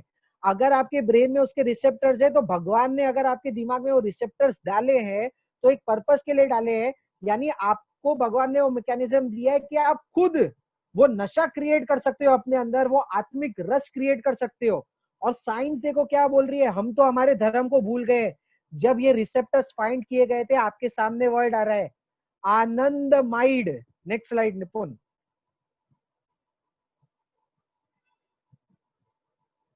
तो आप देखिए कि साइंस क्या बोल रही है। जब उनको ये रिसेप्टर्स मिला तो मालूम है साइंस ने वो रिसेप्टर को नाम क्या दिया, उन्होंने नाम दिया आनंदमाइड। किसके ऊपर दिया, हम तो हमारे धर्म को भूल रहे हैं और जो वेस्टर्न साइंस है वो हमारे शब्द को यूज कर रही है, क्योंकि हमारे संस्कृत, हमारे यहाँ के शब्दों में इतनी ऊर्जा है। उन्होंने उस ये रिसेप्टर को नाम क्या दिया, आनंदमाइड। आनंदमाइड मतलब वो ऐसा रिसेप्टर जब आपके अंदर से नशा पैदा होता है, जब आपकी ब्रेन केमिकल्स रिलीज करती है, उसको जो खींचने वाला रिसेप्टर होता है उसे बोला जाता है आनंदमाइड। ये है हमारी भारतीय संस्कृति, ये हमारा आर्य क्षेत्र। हमारे यहाँ पे इसको बोला जाता था आत्मिक रस। तो जो सोच रहे कि आत्मा का रस नहीं होता है, वो आत्मा का रस होता है। उस आत्मा का रस तो निर्माण होता है, हमारे अंदर वो क्षमता है, वो क्षमता ध्यान से ही आती है। और जब वो रस उत्पन्न होता है, उस रस को महसूस करने के लिए जो रिसेप्टर्स है उसे बोला जाता है कैनाबॉइड रिसेप्टर्स, जिसका नाम दिया गया है आनंदमाइड। ये आनंदमाइड, जैसे आप तीसरा पॉइंट देखोगे उसमें क्या बोला जाता है, आनंदमाइड को बोला जाता है एक होम्योस्टेसिस का प्रोसेस होता है। होम्योस्टेसिस बोले मालूम है क्या होता है? जब ये सोच रहे हो ना कि अगर आत्मिक रस पैदा करना है, अब आप लोगों का क्वेश्चन आ रहा है, हाँ भैया समझ गया, आत्मिक रस तो है, आनंद मिलता है, या आनंद को पैदा कैसे किया जाए, मेडिटेशन में कैसे पैदा किया जाए, मेडिटेशन में हो नहीं रहा है, तो उसके लिए साइंस बोलती है होम्योस्टेसिस। ब्रेन जब नेचुरली ये केमिकल प्रोड्यूस करता है ना, तब वो होता है होम्योस्टेसिस। होम्योस्टेसिस क्या होता है? Homeostasis is when your bodily systems and the environment is in balance. क्या बोल रहे हैं? जब आपका बॉडी सिस्टम और एनवायरनमेंट बैलेंस में होता है। तो ये सोच के तो अचरज हो गया जब मेरे सामने ये होम्योस्टेसिस वर्ड आया और साइंस आई। अब इसको रिलेट कीजिए, बैलेंस। बैलेंस क्या है? सामायिक। हमारे यहाँ पे सिर्फ एक ही चीज में फोकस किया गया है, सामायिक, समता। समता क्या है? बैलेंस। राग और द्वेष दोनों को बैलेंस करो, पॉजिटिव नेगेटिव दोनों को बैलेंस करो, पुण्य और पाप दोनों को बैलेंस करो, शुभ अशुभ दोनों को बैलेंस करो, अच्छा बुरा दोनों को बैलेंस करो, समता धरो, समता धरो, सामायिक करो। वो सामायिक क्या है? That is homeostasis. जब आप समता में आ जाते हो, यानी साइंस के हिसाब से जब आप होम्योस्टेसिस में आ जाते हो, तब आपका बॉडी अंदर से नेचुरली केमिकल प्रोड्यूस करता है, जिसे बोला जाता है आनंदमाइड, उसे बोला जाता है आत्मिक रस। वो आत्मिक रस कब आ सकता है? उसके लिए हमारे गुरुजनों ने एक ही चीज बताई, जब आप ध्यान की गहराई में उतरोगे, तब अंदर से जैसे ही आप ध्यान में गए, समता में आए, वो आनंद का रस प्रोड्यूस होने लग जाएगा। तो वापस से कल्याण मंदिर, कल्याण मित्र हमारे संतोष भैया की 2-3 पंक्तियों से मैं एंड करूंगा। सब अपनी आंख बंद करके इन वर्ड को सुने, जो हमने आनंद सुना, वो आनंद के ऊपर हमारे कल्याण मित्र क्या कहते हैं। आंख बंद करके इस चीज का आग श्रवण बंद करके कीजिएगा। सब ध्यान मुद्रा में ही आ जाइए, और फिर उसी के बाद अपन 5 मिनट ध्यान भी कर लेंगे। नहीं, ध्यान के पहले, हाँ।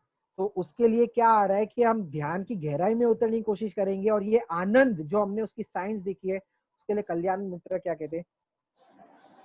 आनंद स्रोत बह रहा, आनंद स्रोत बह रहा, और तू धास है। अचरज है जल में रह के भी मछली को प्यास है। अचरज है जल में रह के भी मछली को प्यास है। उठ ज्ञान चक्षु खोल के तू देख तो जरा। उठ ज्ञान चक्षु खोल के तू देख तो जरा। जिसकी तुझे तलाश है वो तेरे पास है। जिसकी तुझे तलाश है वो तेरे पास है। गन्ने में जो मिठास, फूल में सुवास है। गन्ने में जो मिठास, फूल में सुवास है। बस उस तरह ही आत्म में परमात्म वास है। बस उस तरह ही आत्म में परमात्म वास है। क्या बोल रहे हैं? आनंद का स्रोत, आनंद ही आनंद चारों जगह हमारे आजू बाजू फैल रहा है।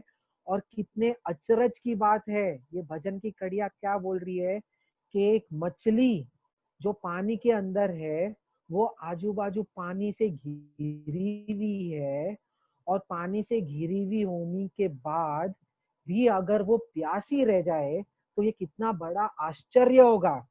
वैसे ही संत बोल रहे हैं, वो मछली पानी से घिरी हुई और अगर वो प्यासी है, रह गई, तो कितना बड़ा आश्चर्य है। वैसे ही जब हम आनंद से ओतप्रोत है, हमारे जब आजू बाजू ही नहीं, हमारे भीतर में जब इतना आनंद है, और वो आनंद के रहते हुए अगर हम दुखी हो जाते हैं, हम स्ट्रेस हो जाते हैं, हम एंशियस हो जाते हैं, तो ये बहुत ही आश्चर्य की बात है के इतना पानी होते हुए, इतना आनंद होते हुए हम अनुभूत नहीं कर पा रहे हैं। तो हमारे ऋषि मूलदिन बोलते हैं कि जैसे गन्ने के अंदर नेचुरली मिठास होती है, फूल के अंदर नेचुरली सुगंध होती है यानी सुवास होती है, वैसे ही हमारी आत्मा के अंदर, हमारे शरीर के अंदर वो परमात्मा का वास है, वो आनंद की अनुभूति है। फर्क सिर्फ उसको जानने का है, उसको देखने का है। अपनी आंखें बंद करके, अपने बाहर के फोकस को बंद करके हमें अंतर्मुखी होना है। बहुत टाइम तक हम बाह्य मुखी रहे हैं, हमें अब साधना के पथ पर चलना है, साधना के रास्ते पे चलना है। उसके लिए भजन में बोला जाता है, जग में पल पल दुख भरा, सुख है कहाँ पे खोजता। जग में पल पल दुख भरा, सुख है कहाँ पे खोजता। अपने भीतर जो घड़ा, उसको मैं भूला भटकता। शांति है भीतर रमन, जागृति है भीतर स्मरण। चल रे राही चल, निज को अब पहचानने, अनुभवों से जानने। चल रे राही चल, चल रे राही चल।